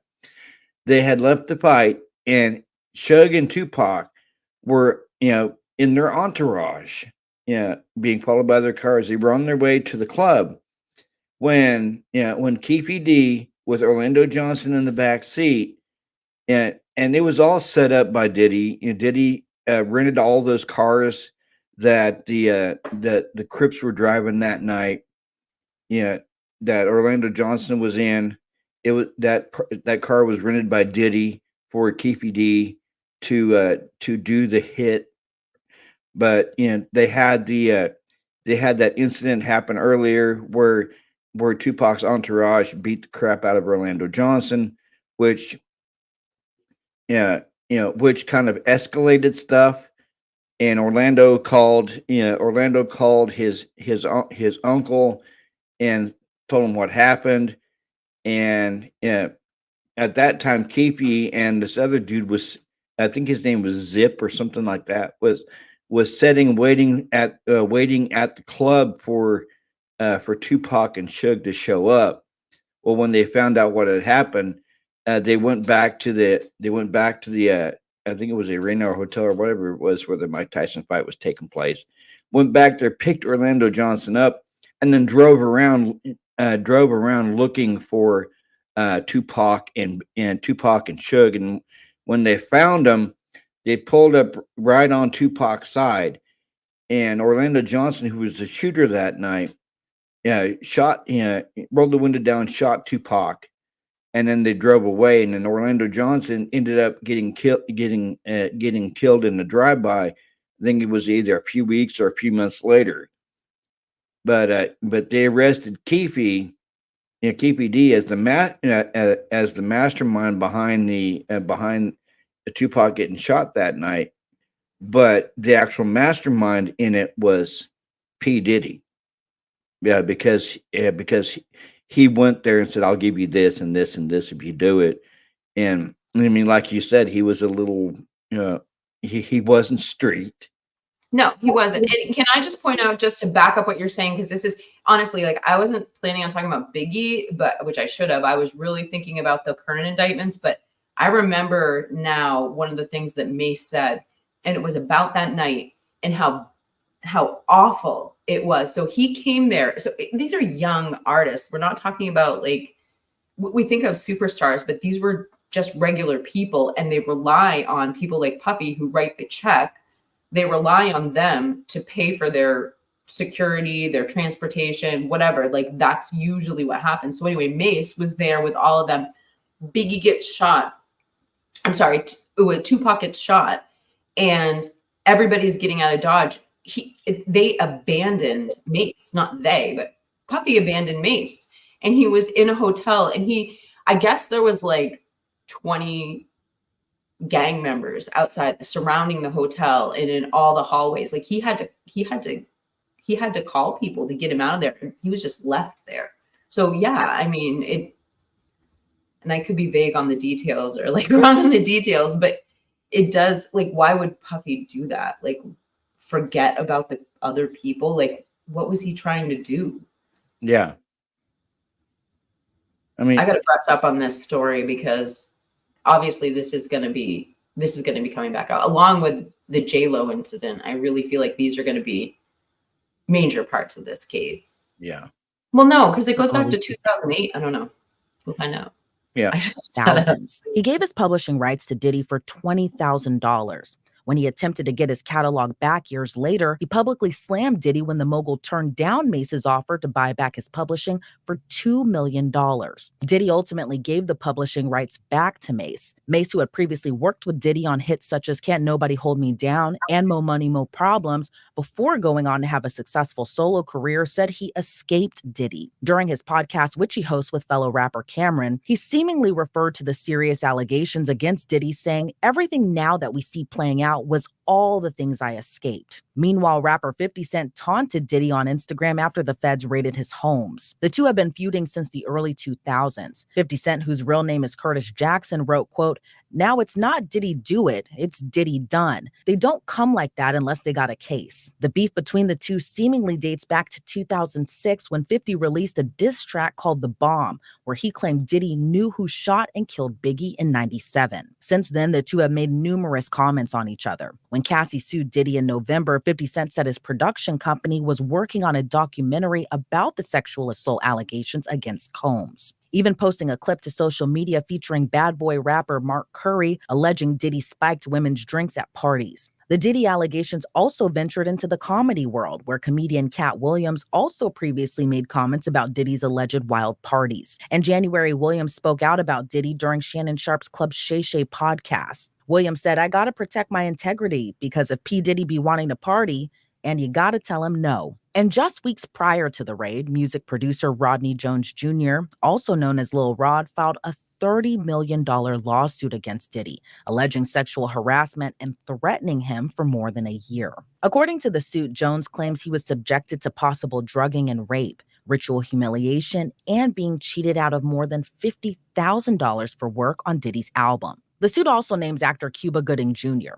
Jones believes Diddy was grooming him in an attempt to pass him off to Gooding, leaving the two alone in a studio on Diddy's yacht, where Gooding is alleged to have groped and fondled Jones when the two were left alone. Diddy has denied Jones's allegations against him. Diddy's lawyer released a statement calling the allegations outlandish and accused Jones of lying. The statement reads, quote, "Lil Rod is nothing more than a liar who filed a $30 million lawsuit shamelessly looking for an undeserved payday. His reckless name dropping about events that are pure fiction and simply did not happen is nothing more than a transparent attempt to garner headlines." Lil Rod's attorney told Rolling Stone when Diddy's homes were raided, "It's about damn time. Sometimes justice delayed is not justice denied so long as justice ultimately arrives."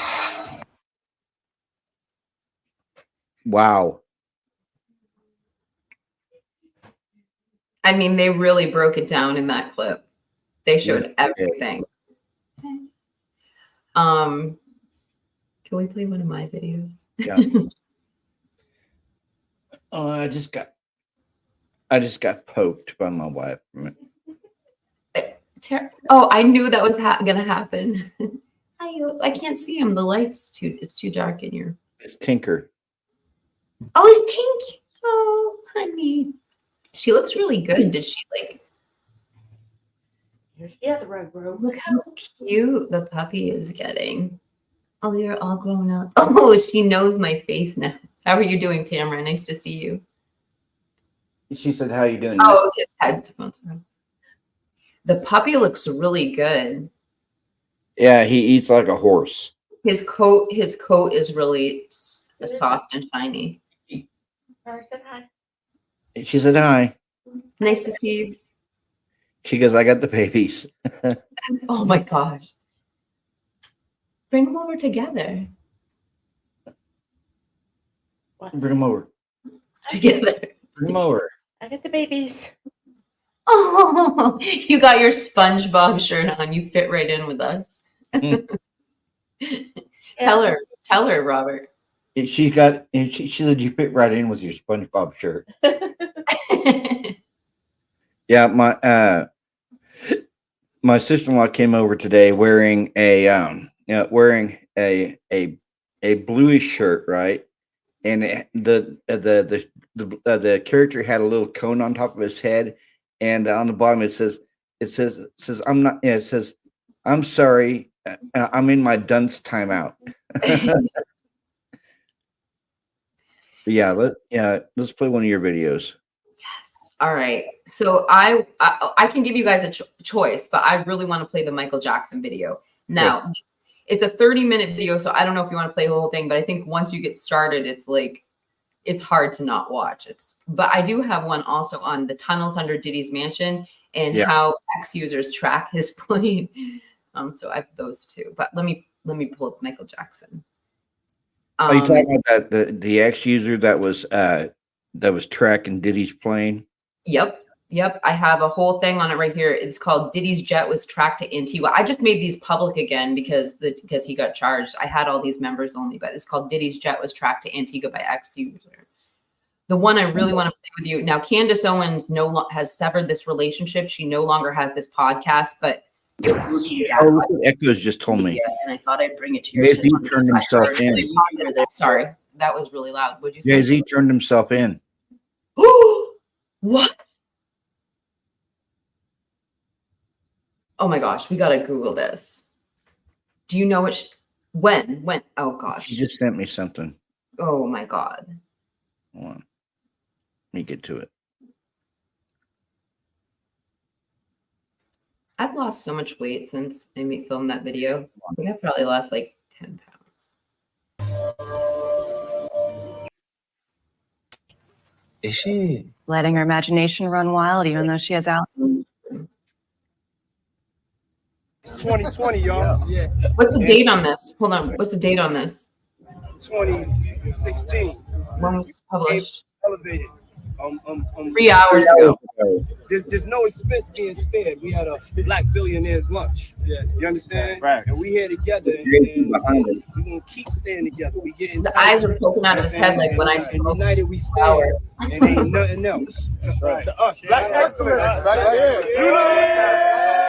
I'm gonna give it to you raw. Parents, make sure that you don't get straight up. There's a lot of going on in the entertainment industry, the music industry. Everybody's getting caught up into something. I'm cured now, though. Everybody, I'm cured. Everything's good. You know, y'all can have me over for dinner. Everything is good. The music world. He sounds high. That's what I was just saying. His eyes are bugging out of his head, like I look like when I eat a gummy, like right. But I'm saying, just saying. I don't think he's doing investigation gummies. Remain unclear. Rumors of potential legal issues have sparked widespread speculation. Fans and industry insiders alike are awaiting further developments, as the involvement of federal authorities has raised questions about the severity of the situation and what it could mean for the rap mogul's legacy.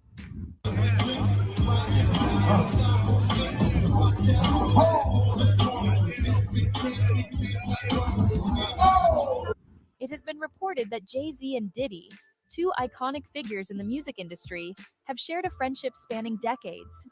Sources close to both men have described their relationship as one that has weathered the storms of fame, success, and controversy. According to industry insiders, the story of their friendship began in the bustling New York music scene of the 1990s.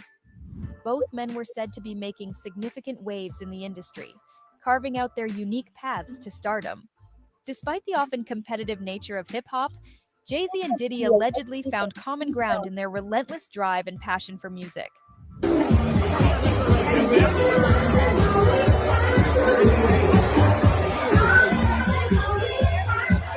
That's what I'm talking about. We ain't going nowhere. I see you, Tom. What up? Take your hands off him, Kraft. Oh, Careers have reported that their professional collaboration began in earnest that in really makes me 1997. mad. It was said that Jay-Z contributed to Diddy's debut studio album, No Way Out. This partnership reportedly proved fruitful, and the following year saw Jay-Z once again lending his talents to Diddy's next project. Insiders have suggested that these early collaborations laid the foundation for a friendship that would endure the test of time and the pressures of fame. However, sources close to both artists have noted that their rising careers were not without challenges. In 1999, it was reported that both men faced legal troubles that threatened to derail their success. Jay-Z allegedly faced charges related to an incident involving Lance Rivera, while Diddy was purportedly involved in a nightclub incident in Times Square. Despite these setbacks, it has been said that both managed to avoid severe legal consequences, allowing their careers and friendship to continue flourishing. As the new millennium dawned, those in their inner circles have reported that Jay-Z and Diddy's bond seemed to grow stronger. They were often seen together at public events, supporting each other's endeavors, and presenting a united front in an industry known for its fickleness. Their friendship was said to have transcended the boundaries of mere professional courtesy, evolving into a genuine camaraderie based on mutual respect and shared experiences. On Combs with conspiracy, sex trafficking, interstate transportation for. The indictment alleges that between at least 2008 and the present, Combs threatened and coerced victims to fulfill his desires, protect his reputation, and conceal his conduct. Sean Combs led and participated in a racketeering conspiracy that used the business empire he controlled to carry out criminal activity, including trafficking, forced labor, bribery, and the obstruction of justice. When Jay-Z married Beyoncé in 2008, it was reported that Diddy was among the select group of guests invited to the intimate ceremony. Similarly, Jay-Z has been said to be a constant presence at Diddy's legendary parties and events, further cementing their bond. Insiders have suggested that their friendship has had a significant impact on the music industry as a whole. As two of the most successful and influential figures in hip-hop, their alliance has often been credited with setting trends and influencing the direction of the genre. Their collaboration. So do you think Jay-Z is one of the unnamed co-conspirators? I mean, I don't know, but I wrote a few things down. It's interesting. They bring that date up of 2008. And it's interesting that the charges that they talk about in the Diddy indictment only go back to 2008 when they start implicating his different corporations. I wonder, not co-conspirator, I wonder if he's going to be a witness.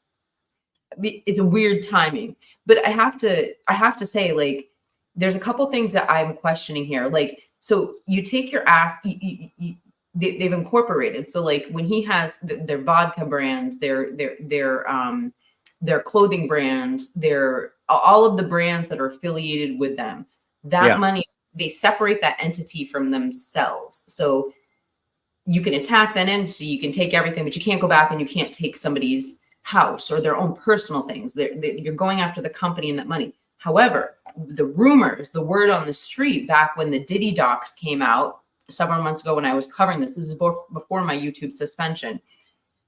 It was rumored that they were taking the profits, their actual wealth, Beyonce and Jay-Z's, and they were beginning to separate it. So Jay-Z was moving some of his assets to Beyonce's name and separating them, which is really interesting.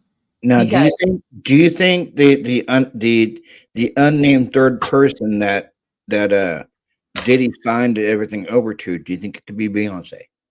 Wait, say that again. Diddy signed over to? You're thinking? I was asking you. Diddy signed everything over to an unnamed third person, right? Mm-hmm. Could that unnamed third party be Beyonce? I don't know a scenario where it would be her, but maybe Jay-Z, because I mean they were partners.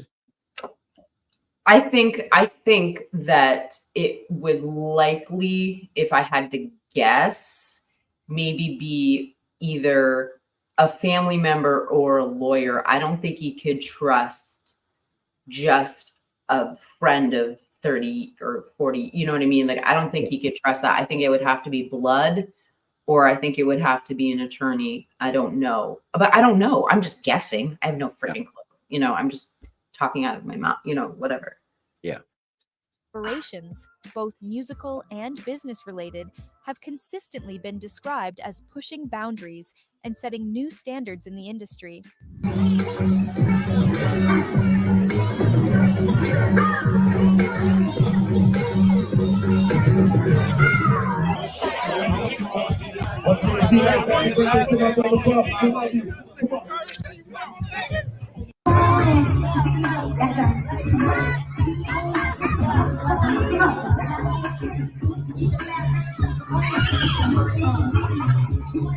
In recent years, sources close to both men have reported that Jay-Z and Diddy have evolved from primarily being musicians to becoming successful businessmen and cultural influencers. They have allegedly ventured into various industries, including fashion, spirits, and media. Those familiar with their journeys have suggested that their parallel paths from the streets of New York to the boardrooms of major corporations have undoubtedly strengthened their bond, providing them with shared experiences and challenges that few others can relate to. Despite their immense success and the passage of time, it has been reported that Jay-Z and Diddy have managed to maintain a friendship that appears genuine and enduring. They continue to support each other's ventures, celebrate each other's successes. Yeah, it's called mutually and each other during assured challenging destruction. times, according to those in their inner circle. What'd you say, Kiki? I said friendship. I don't think so. It's called mutually assured destruction. Yeah. That's why their bond is so tight. Yeah. Jay-Z turns himself in after FBI reveals he was involved in Diddy's freak off parties. However, their relationship has not been without its challenges. Sources have reported that there was a period of about 3 years where communication between Jay-Z and Diddy was allegedly minimal. This was said to be due to the well-publicized falling out between Jay-Z and Kanye West, both close associates of Diddy. Yet, true to the resilient nature of their friendship, Jay-Z and Diddy were seen reconnecting at Diddy's 50th birthday celebration in 2019, suggesting a possible reconciliation and a willingness to move past any lingering tensions. Breaking news tonight, Sean Diddy Combs has been arrested in a Manhattan hotel this evening after a grand jury indicted the music mogul. His attorney tells CNN that he is currently being processed. The charges are unclear as of this moment. We were actually the first ones here with... Recently, Diddy has faced serious allegations and legal troubles. While Jay-Z has remained publicly silent on the matter, sources close to him have reported that he is watching the unfolding events with a keen sense of caution. It has been suggested that Jay-Z understands the gravity of the situation and is mindful of how such a controversy could ripple through the music industry. Those familiar with Jay-Z's mindset have reportedly said that he is far more focused on maintaining his own legacy and managing his various business ventures than getting entangled in the legal troubles of others. It has been suggested that Jay-Z's primary focus is on staying out of the headlines in connection to any negative stories and instead continuing to build his empire. Yeah, I think in the beginning it's about you and your circle. Okay. Right? You take your circle, you got the people that grind with you every day and share your dreams and slept on the floor with you, and you know, and then you make it out. And then you look and he's like, okay, what else? Right? What else? Like, how else can I be of service? Mm-hmm. You achieve these goals that you thought were, you know, unattainable in the beginning, and you achieve them. And then you look around and you say, okay. Insiders have claimed that Jay-Z is approaching the situation with a wait-and-see attitude. As someone who has faced his own share of public scandals, Jay-Z is allegedly aware of how public opinion can shift dramatically as more details. A wait-and-see attitude. He's approaching this with a wait-and-see attitude.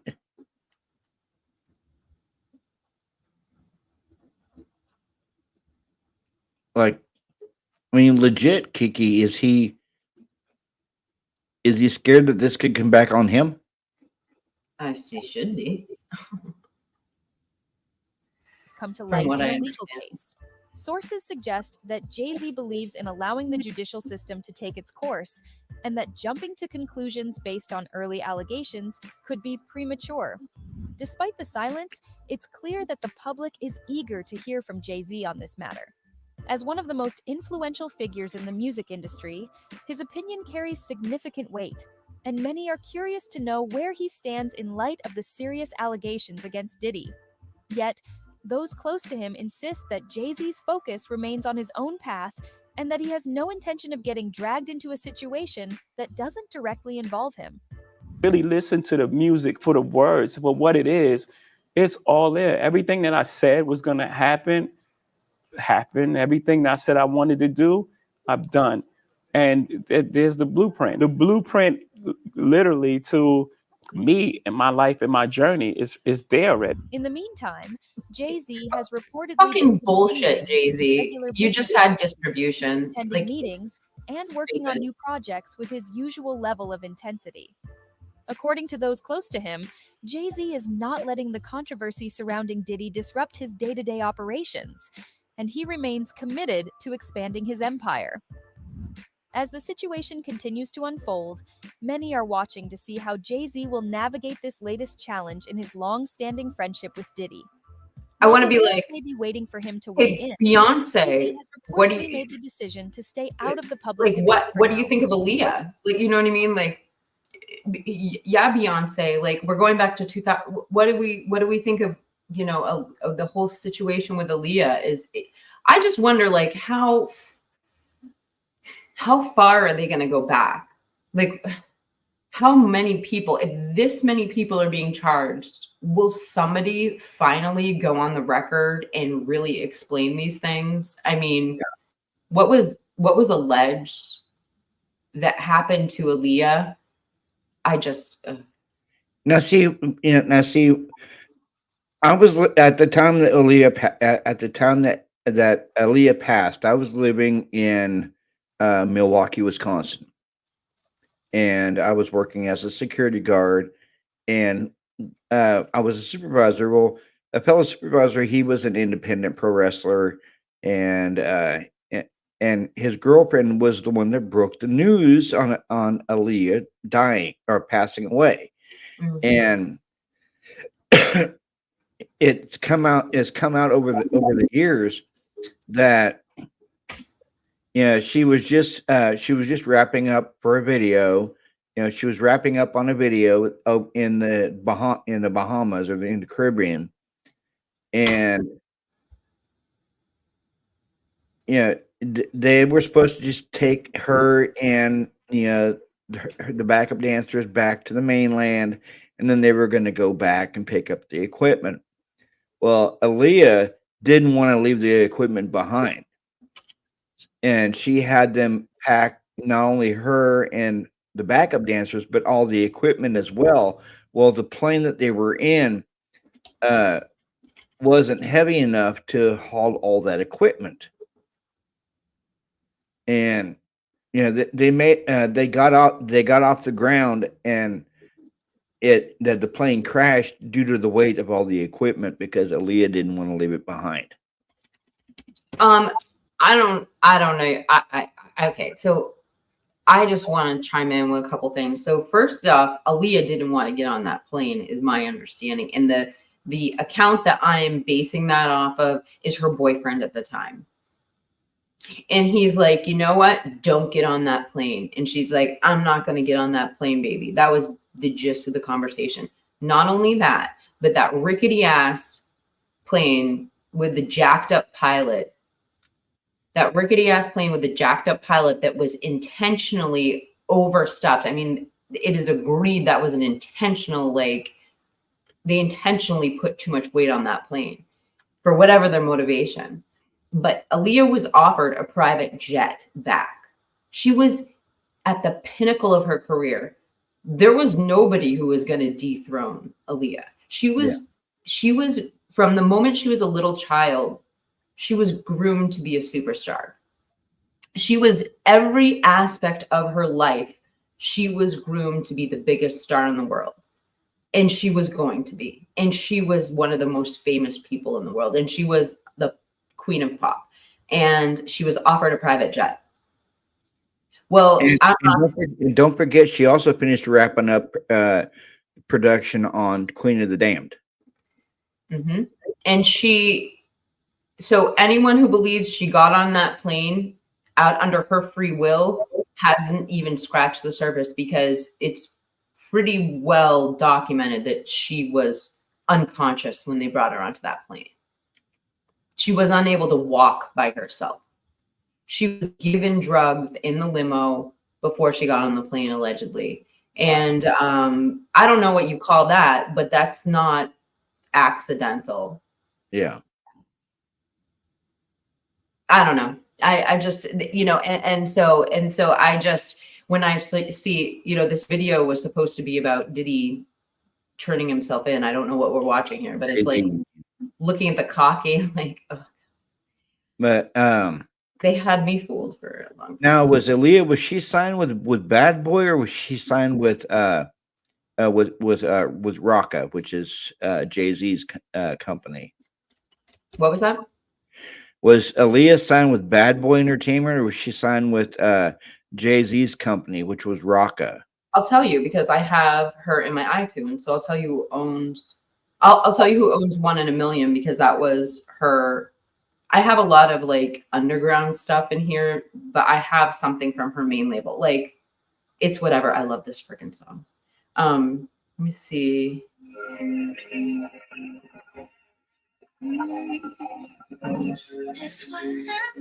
How do I get the? This is so pretty. I love this picture. Where can I get this? But how do you?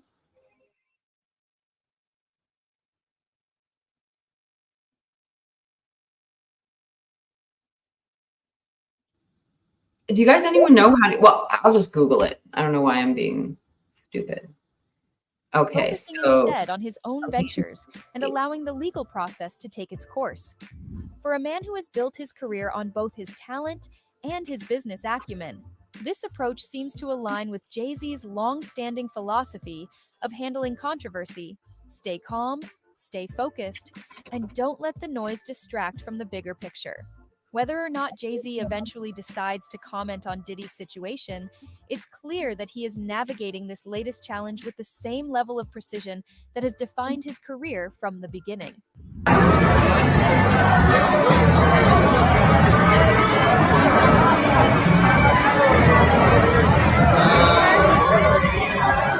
who's with She signed with Jive Records Had first. reportedly been investigating Diddy for months on unrelated matters, allegedly stumbled upon evidence linking Jay-Z to these parties during a raid on one of Diddy's properties.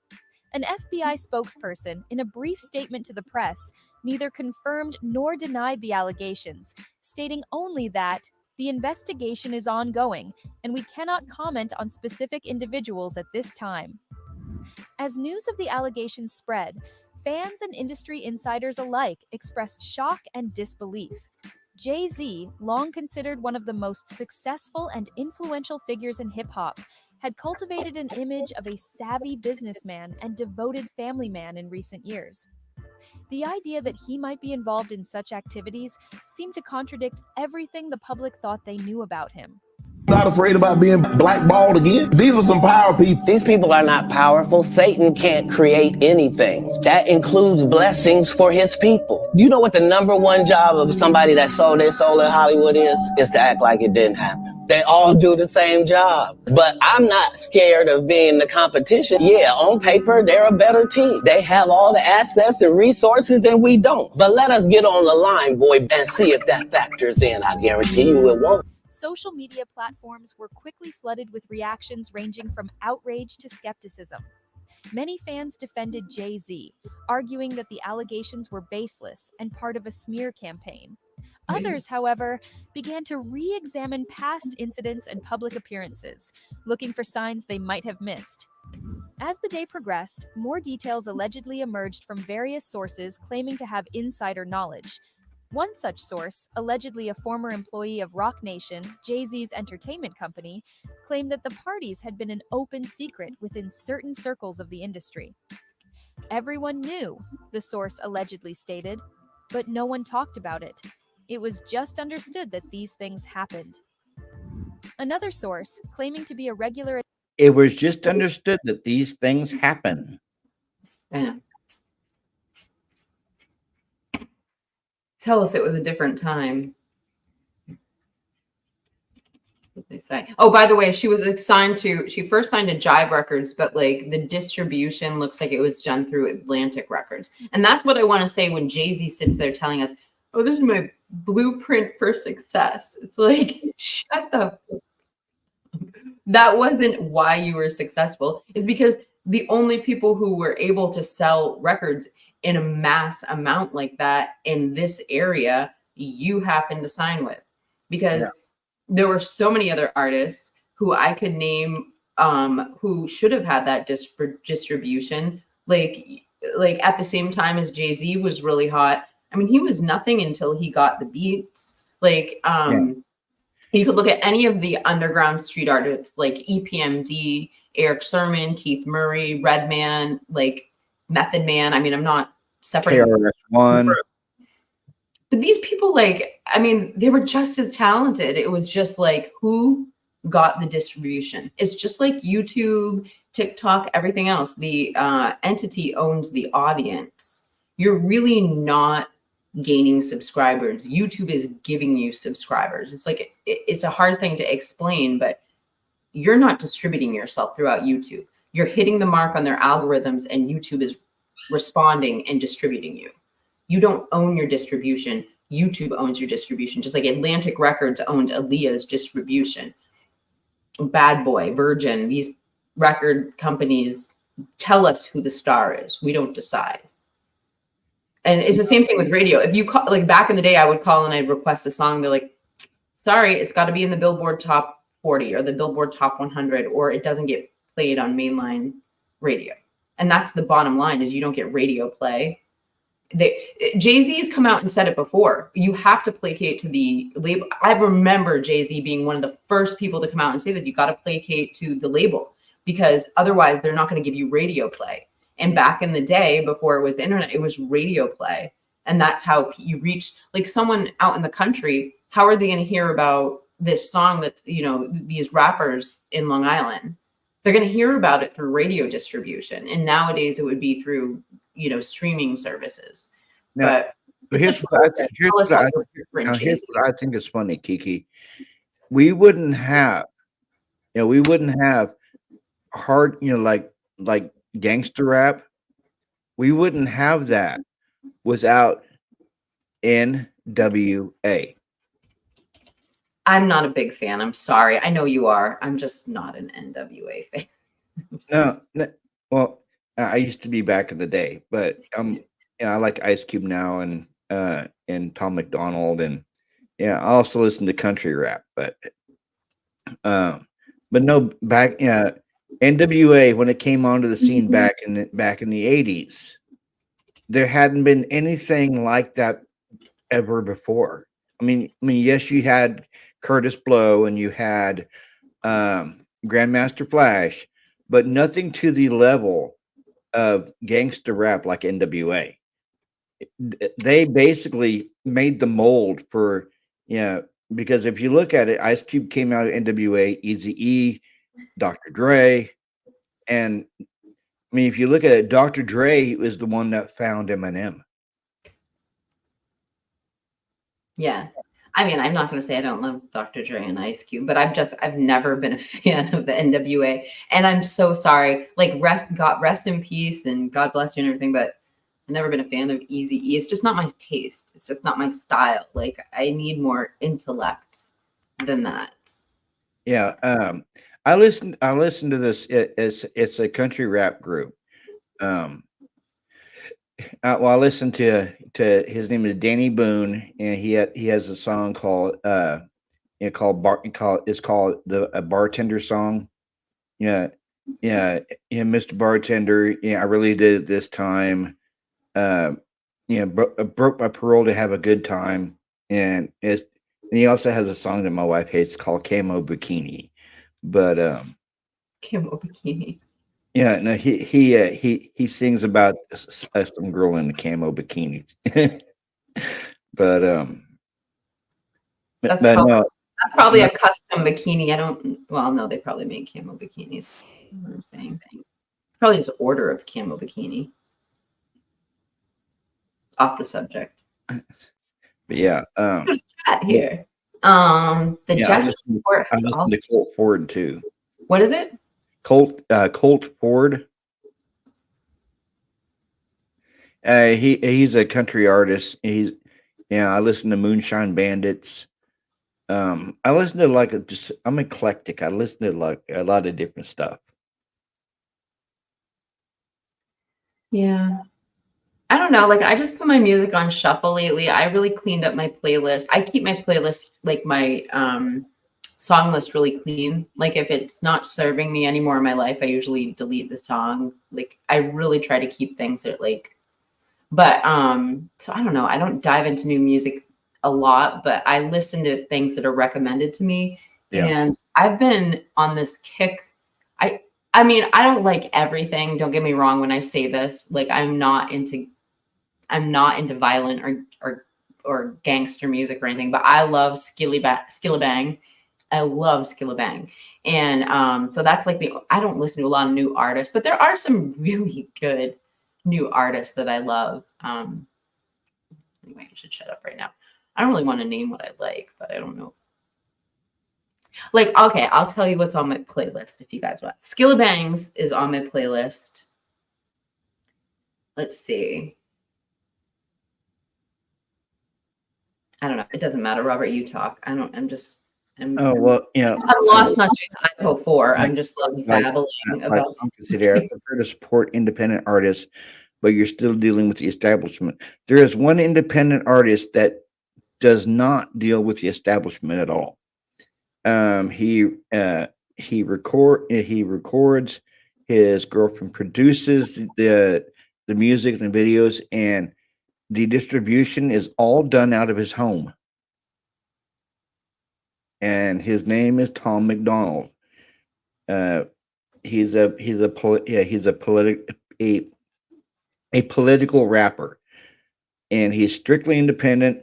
Everything is done out of his home, and he refuses to sign a major record deal because he knows if he does, then it will get his thoughts and what he wants to do will get silenced by the major. Tom McDonald. I'll have to look Tom McDonald up. I love that music is free now. It's like the connector between people. When I'm looking for something fun to watch on YouTube, just a little, like if you want to detach from true crime, our audience, what's really fun is putting on reaction videos. So you like watch like kids that are, or like younger people that are like in their early 20s reacting to, they usually do it to live videos because there's less interference, like they can still monetize them. Yeah. But they react to all these like classic songs. Like they'll bring up, like for instance, they brought up what's the name of that artist? Oh my gosh, I'm losing my mind.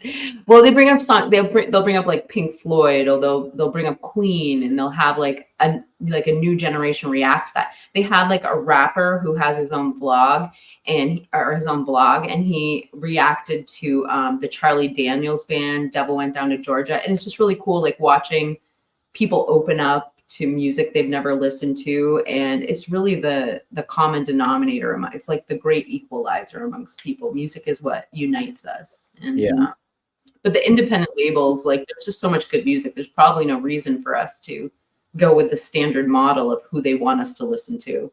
We can just go find our own artists now. I'm going to add your video to the stage. Yes. All right, let me set this up for you guys. This is the truth about what happened to Michael Jackson, allegedly. Speculation here. It's going to blow your mind. Call your friends, share this video. This is one of my finest pieces of work that I really trust gives some inside information on this case recently. She said she wasn't going to say any more, and I decided I'd show you the clip today.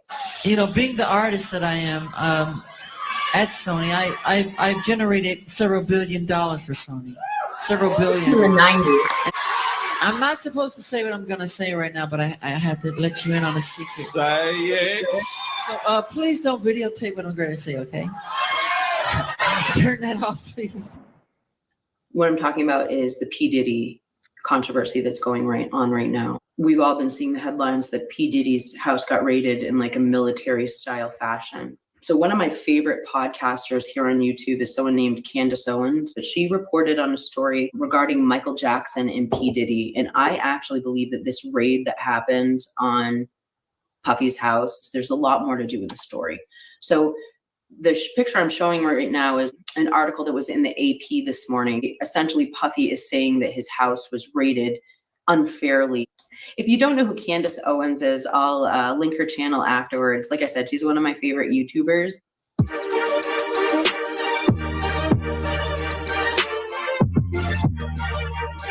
Now, just keep in mind. Candace Owens too. Yeah, she's great. I mean, I don't listen to her anymore.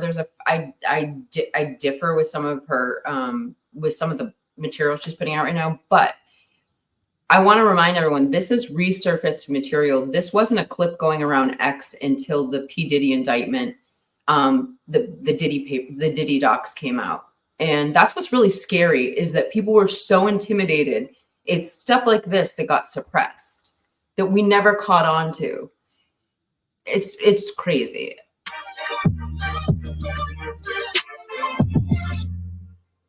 All right, so I wasn't kidding at the top, guys. I am probably not going to cover this anymore because it is definitely getting a bit terrifying. The Diddy lawsuit is absolutely crazy. Full stop. What if I told you guys that it is about to get even crazier, that there is directly a link to Michael Jackson's death? I want to be clear that when everything was going on with Michael Jackson, the lawsuits, his death, I thought that we were in full conspiracy theory territory when people were saying that Michael Jackson was killed. I actually know a lot of people that are in the industry who believe that Michael Jackson was killed. And I just thought it just sounds too whacked out to believe that somebody intentionally killed Michael Jackson. Of course, why would they do that? And also, I was believing the media that even though he factually won his case, I allowed my image of Michael Jackson certainly to be corroded by the media throughout that time period. I will fully confess that. Now, I want to remind you, before we get back into Michael Jackson, what we learned in the Diddy documents, just to very quickly recap. Well, if you read through them, again, these are all allegations, but you will come out of it understanding that there is allegedly some sort of a blackmail ring that is operating throughout. I'm going to stop right there. I believe prompted this video. When Michael Jackson was accused of all of those things in the 90s, right before that happened, when he was at the pinnacle of his career, when he had the most power, when he had the most fame, when he was still in his prime, he put out an announcement that has been wiped from the internet, which recently came to light.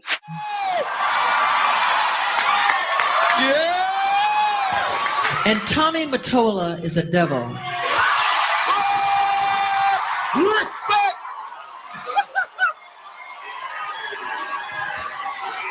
Say it. Please don't videotape what I'm going to say. Yeah. Mariah Carey, after divorcing Tony, came to me crying. She was crying so badly I had to hold her. And she said to me that this is an evil man. And Michael, this man follows me, she said. He taps her phones. And he's very, very evil, and she doesn't trust him. And he is a horrible human being. And we have to continue our drive until he's terminated. Oh, there you go. she had nobody to stand up for her. So Michael Jackson stood up for her. And that's when all of these allegations went down and he started getting accused of these things. Hollywood, and that artists that are producing music are actually being controlled via being induced into drugs at parties. And then what takes place is they're being recorded, and sometimes they're being recorded while they are committing sexual acts with minors. And something that we also saw in these docs is that these parties, at least a lot of them, are taking place in the Virgin Islands, which again just makes you go, what's happening here? Because Jeffrey Epstein, obviously, his home, or he owned an island that was just off the coast of St. Thomas. So we hear that again. I also am jogging your memory about the Bitcoin millionaire who, right before his death, found drowned, accidental drowning, even though he was fully clothed and had his wallet in his pocket, tweeted that the CIA and the Mossad were running a blackmail ring in the Virgin Islands. Something else that we learned in the Diddy lawsuit was that the media and the authorities are complicit. So the ring has real power, not imagined power. Again, I am using the word alleged because this person, despite having, video evidence and he has presented photographic evidence, this has not yet gone through the court system. And so we can't say that it's entirely true. And I'd say the biggest point that we took away from these Diddy docs was that this ring, if you believe it exists, can and will murder people to protect. Okay, and this is why we're watching the video right now. For those watching, this is the whole point of the video. This is the Diddy connection to Michael Jackson, which we haven't heard for several months. So if you haven't heard this connection, it's gonna make your jaw hit the floor. It's really crazy. Themselves. And he intimated this event that happened allegedly at a recording studio where Diddy and his son allegedly shot someone, and it was covered up by the LAPD and then the media. All right, so within those docs, and this is where it gets relevant, there's one man that is named as being the person that can do the cleanups, right? This is the guy that you are supposed to call if you get into any sort of a scenario. So in these docs, it says, Mr. Combs instructs his staff to always contact Mr. Muhammad, that is Fahim Muhammad, if they are ever pulled over by the police in Miami or California. And upon information and belief, this is regarding the shooting that took place at Chalice Recording Studios. Again, he is alleging that Diddy and his son shot someone. And after that shooting, the documents say explicitly that Mr. Muhammad spoke with the LAPD after G was shot at the recording studio. So just remember that name, Muhammad, Mr. Muhammad, okay?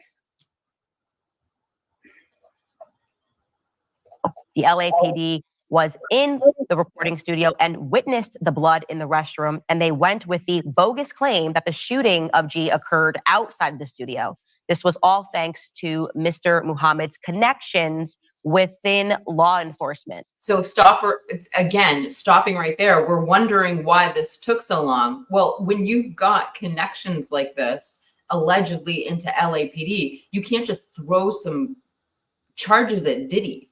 Every other person involved is going to slither and squeak their way out of it. You have to get solid charges about the people that were involved. And I think that's why we saw such a gap between the Diddy docs when this was produced and now between the actual charges going on to P. Diddy. So again, what we are seeing there is that you call this guy and this guy will make it disappear and the media will report whatever the incident is in a capacity that covers up the crime, allegedly. Well, guess what, ladies and gentlemen? The cleanup guy, Mr. Fahim Muhammad, was also on the scene when Michael Jackson died. So I want to introduce you to and allow you to listen to Ian Carroll. He's an independent journalist that is investigating everything that is going on, and he explains that connection that Fahim has with Michael Jackson. Take a listen. So this new lawsuit just came out that shows tons of evidence that P. Diddy, Puff Daddy, has been running a sexual blackmail operation very much like Jeffrey Epstein, but in the rap and music industry for basically 30 years. Okay, and so just to build on Chalk's comment right there, bodyguard, not only bodyguard, but the head of security for the king of pop, 22-year-old who just got out of college is very messed up. Same guy as in Puffy's shooting incident.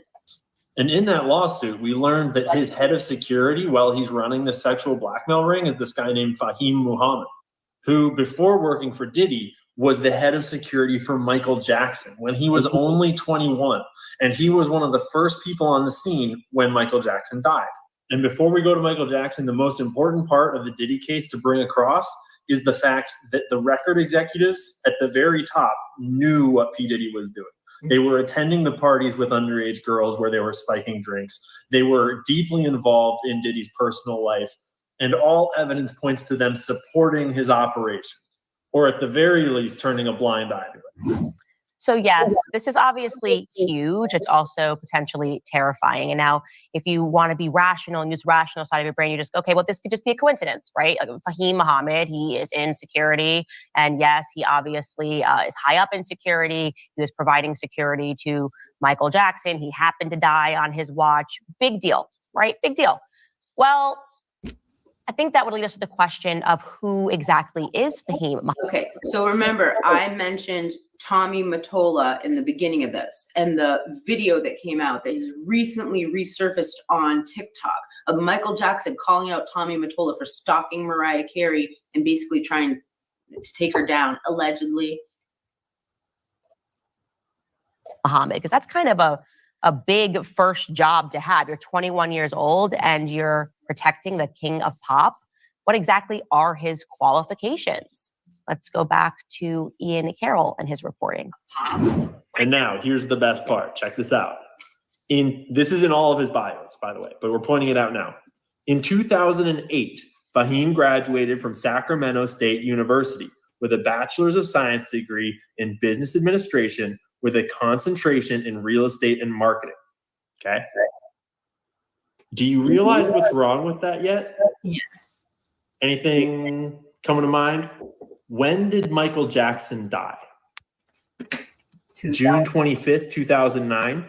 Jackson died from cardiac arrest caused by a propofol and benzodiazepine overdose caused by his doctor, apparently. Hold up. Hold the phone. Pause.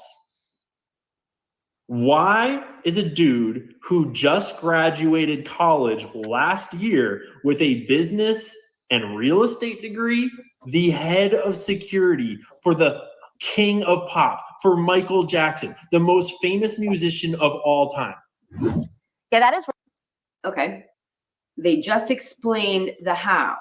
Now, here's the why. Remarkably suspicious. And if we had a media that was interested in actually presenting the truth and not just propagandizing on behalf of the state, they would probably explore and look deeper into who this character is. But of course, that's not what the media does. Instead, they are meant to convince people of certain narratives. And like I said in the past, I've been a victim to that. I was obviously very young when everything was going on with Michael Jackson, and I believed the media, which is why I was kind of stunned to kind of go back and revisit the Michael Jackson case. And Ian has extensively unpacked that, revealing, and I did not know this, maybe perhaps because the media wasn't interested in telling us the end result. But yes, the FBI raided Michael Jackson's home. They poured through hours upon hours of the video footage that he had, other materials, documents that were in his house, trying to find this connection to Michael Jackson and potential child abuse. And what ended up being the result was that they could not find a single shred of proof that Michael Jackson had abused any children. And yet, despite this, the media convinced us that he was a pedophile, or maybe they didn't convince you, but they definitely did a good job convincing me that Michael Jackson was a pedophile.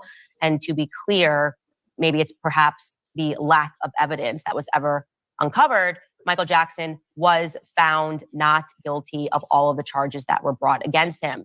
Take a listen. But when you look into those allegations or those insults, you realize that because of his will that was probably fake and filed right before his death. Okay, so here is the motive, you guys. If you don't know what happened with Michael Jackson's will, it's because the mainstream media is not reporting on it. The Jackson family, they pushed back against this, but I don't hear them speaking out. They must be petrified too. Just listen to this. So the will was signed on July 7th in Los Angeles by 3 witnesses, but Jackson's family pointed out that he was in New York that day, and there's video proving it. So they changed their story, but the witnesses definitely saw it, and it was just in New York. So anyways, because of this will, John Branca was put in charge of his estate, which included his net worth of $230 million, but far more importantly, his 50% share of Sony ATV worth $750 million. Yes, he was taking on Sony. He was going after the hand that feeds him. And when you look into John Branca, in 2003, Jackson fired Branca because he was siphoning money out of Jackson's accounts in collusion with Sony Music CEO Tommy Mottola and funneling it through a bunch of offshore accounts in the Caribbean. I've got Candace's handle at the bottom, but check out the whole video. It's about 45 minutes long, and she does go into more detail. I'm going to fast forward on this because there is something. So before Elson, for you, what's interesting is we have this raid. It's not like the mainstream media has been not thing for you. That's not consent.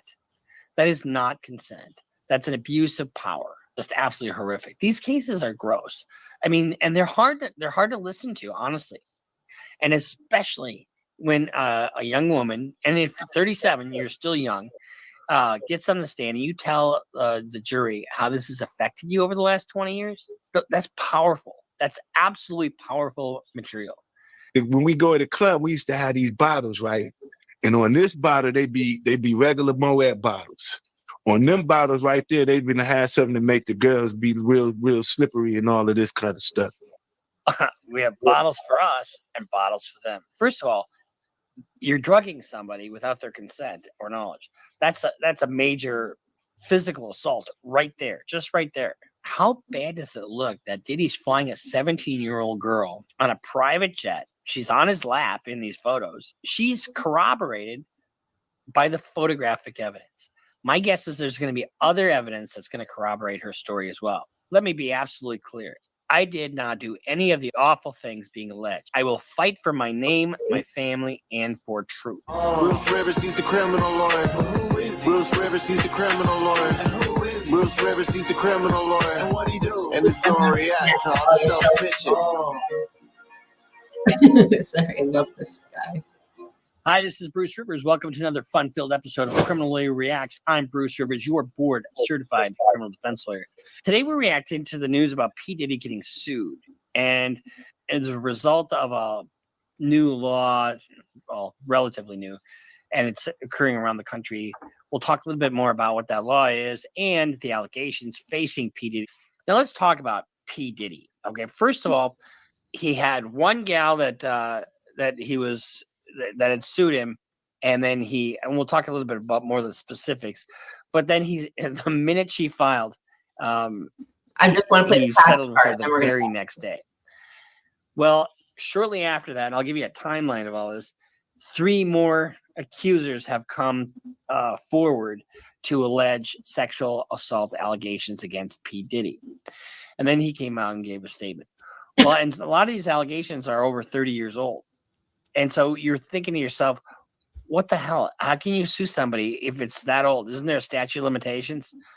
Yes, there is. But there is this new law that is almost universal. It's in every state. We have it here in Minnesota. It's called the Adult Survivors Act. And what it is, basically, it's a 1-year look back period. So for 1 year, you can, if you're an adult and you were an adult at the time or close to it, you can sue your perpetrator, the one you're accusing of sexual assault, regardless of any timeline.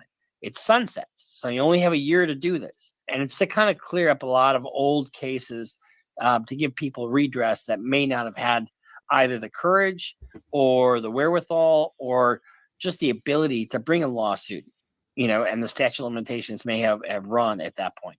So you have the ability, and it was sunsetting. So that is the reason I think that you had all these things come out and about. Let's talk about who filed the first complaint. His ex, Cassie, filed a bombshell lawsuit against him, alleging that he sex trafficked her and raped her over the course of an abuse of 10 years. She filed it on November 16th. On the 17th, they settled. What does that tell you? Let me tell you what that tells you about that lawsuit.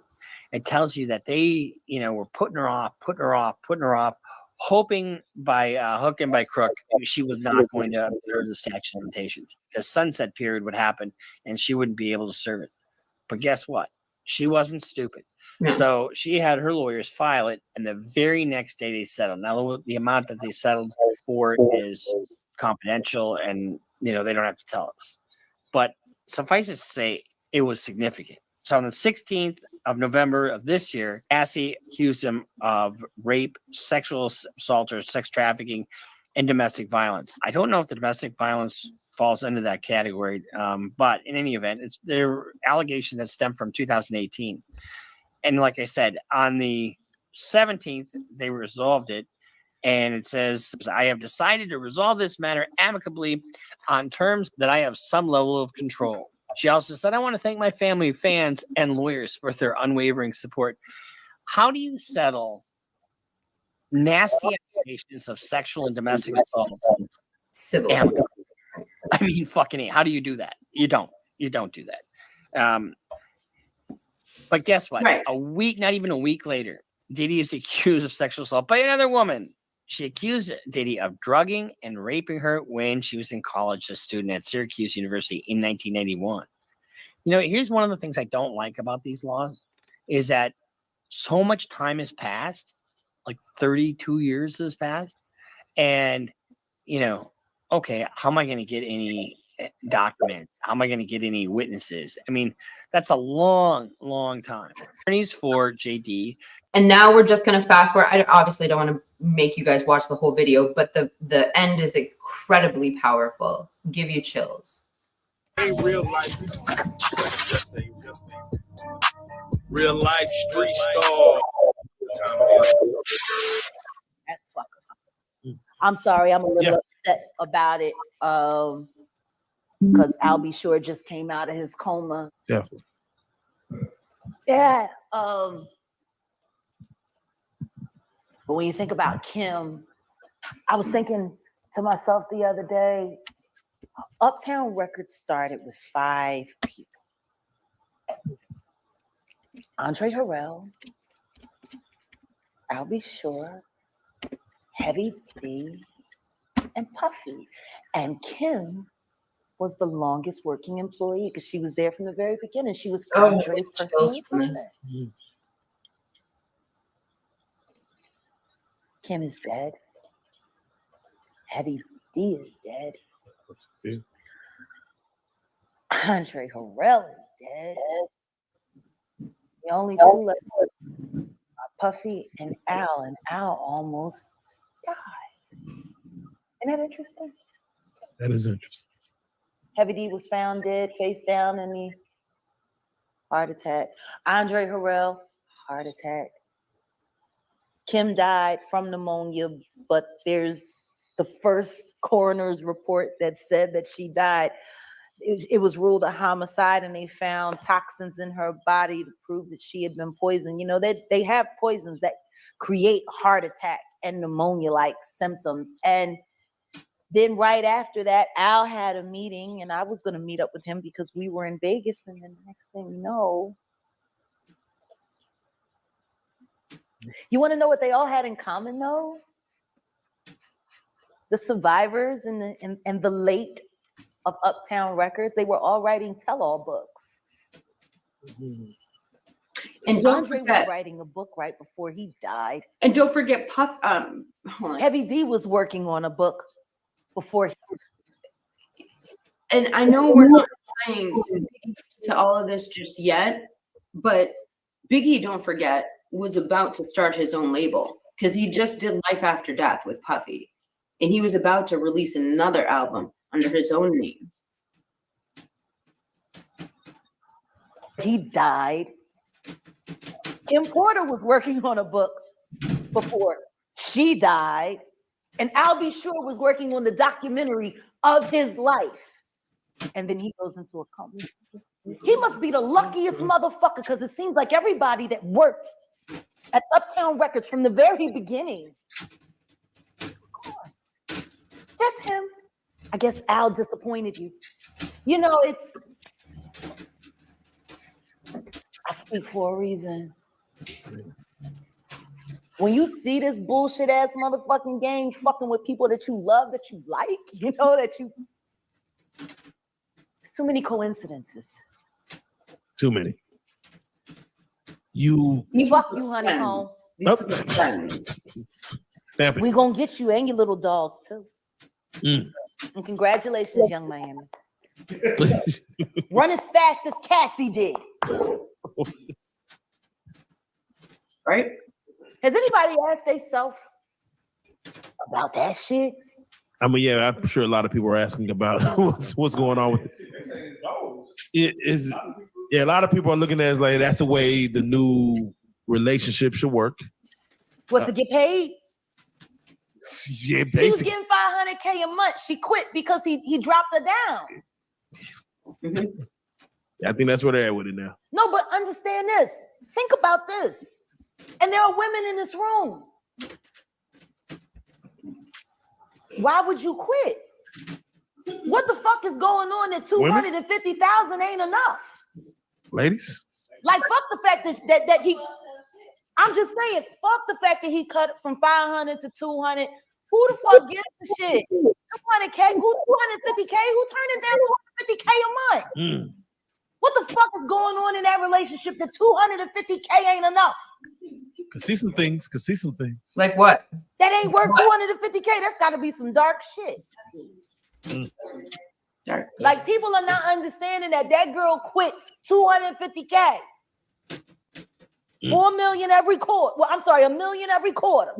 She says she wanted to show people what was on inside of her, and she spilled the beans. And just go check her out. I think she's fascinating. Go check out Candace Owens. And so I can't believe I've already spent 45 minutes talking about this, but it's a true crime case that I feel I know well enough to actually talk about. So yeah, that is my Michael Jackson presentation for you guys tonight.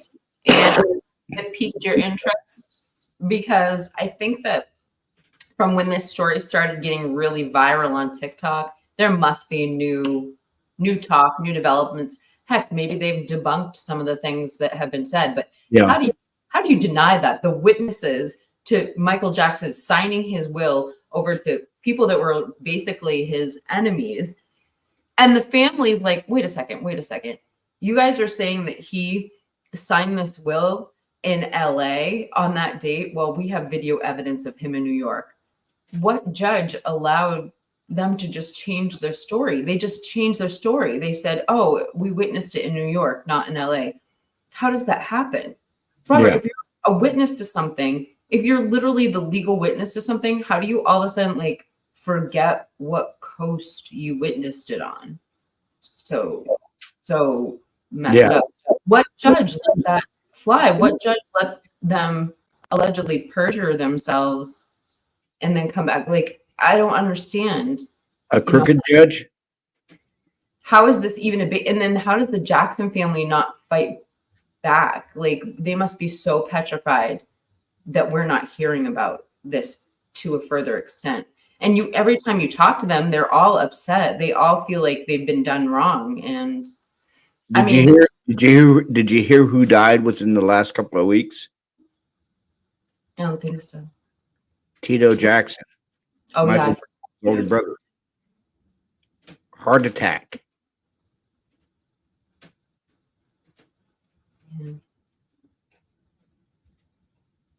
He died of a heart attack. Justice for their brother before he died. I know. I don't know any of the circumstances surrounding that, but your Jaguar saying all that, Tito Jackson, who was the older brother of Michael. And I didn't know he died until a friend of mine. His name is David, but he goes by Trey. I've known him for like 40 years, so we're like brothers. So we call each other brother. He texted me on Messenger the other day. He goes, "Hey man, did you what happened?" I'm like, "No, what happened?" He goes, and then he sent me this attachment that was Tito Jackson, the older brother Michael Jackson, had passed away, and I'm like, "Well, what did he die of?" And he goes, "He died of a heart attack." And I'm like, "What?" I'm like, "He died of a heart attack." He goes, "Yeah, he died of a heart attack." And Val says Val says people die around these fools. You're right, Yeah. Val. Mm-hmm. Exactly, Val. Well, we've been live for 2 hours and 46 minutes. I'm gonna shut it down tonight. Stick around for a minute, Kiki. Will do. Thank you for having me on tonight, and I'm glad you're covering this case. It's very important. It's very important that the victims know that we're listening. Yeah. They've been tossed aside and forgotten for so many years, and so yeah. And we talked about people that should have had justice brought for them, like Aaliyah and Biggie. These people brought tons of joy. They were clearly the talented people, and they were clearly basically enslaved by their record labels. So good night, Tonka. Good night, guys.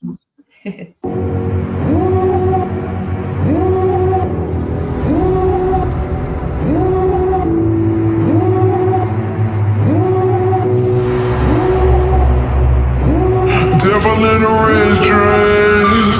Call 911, I'm a killer. You know I hate to come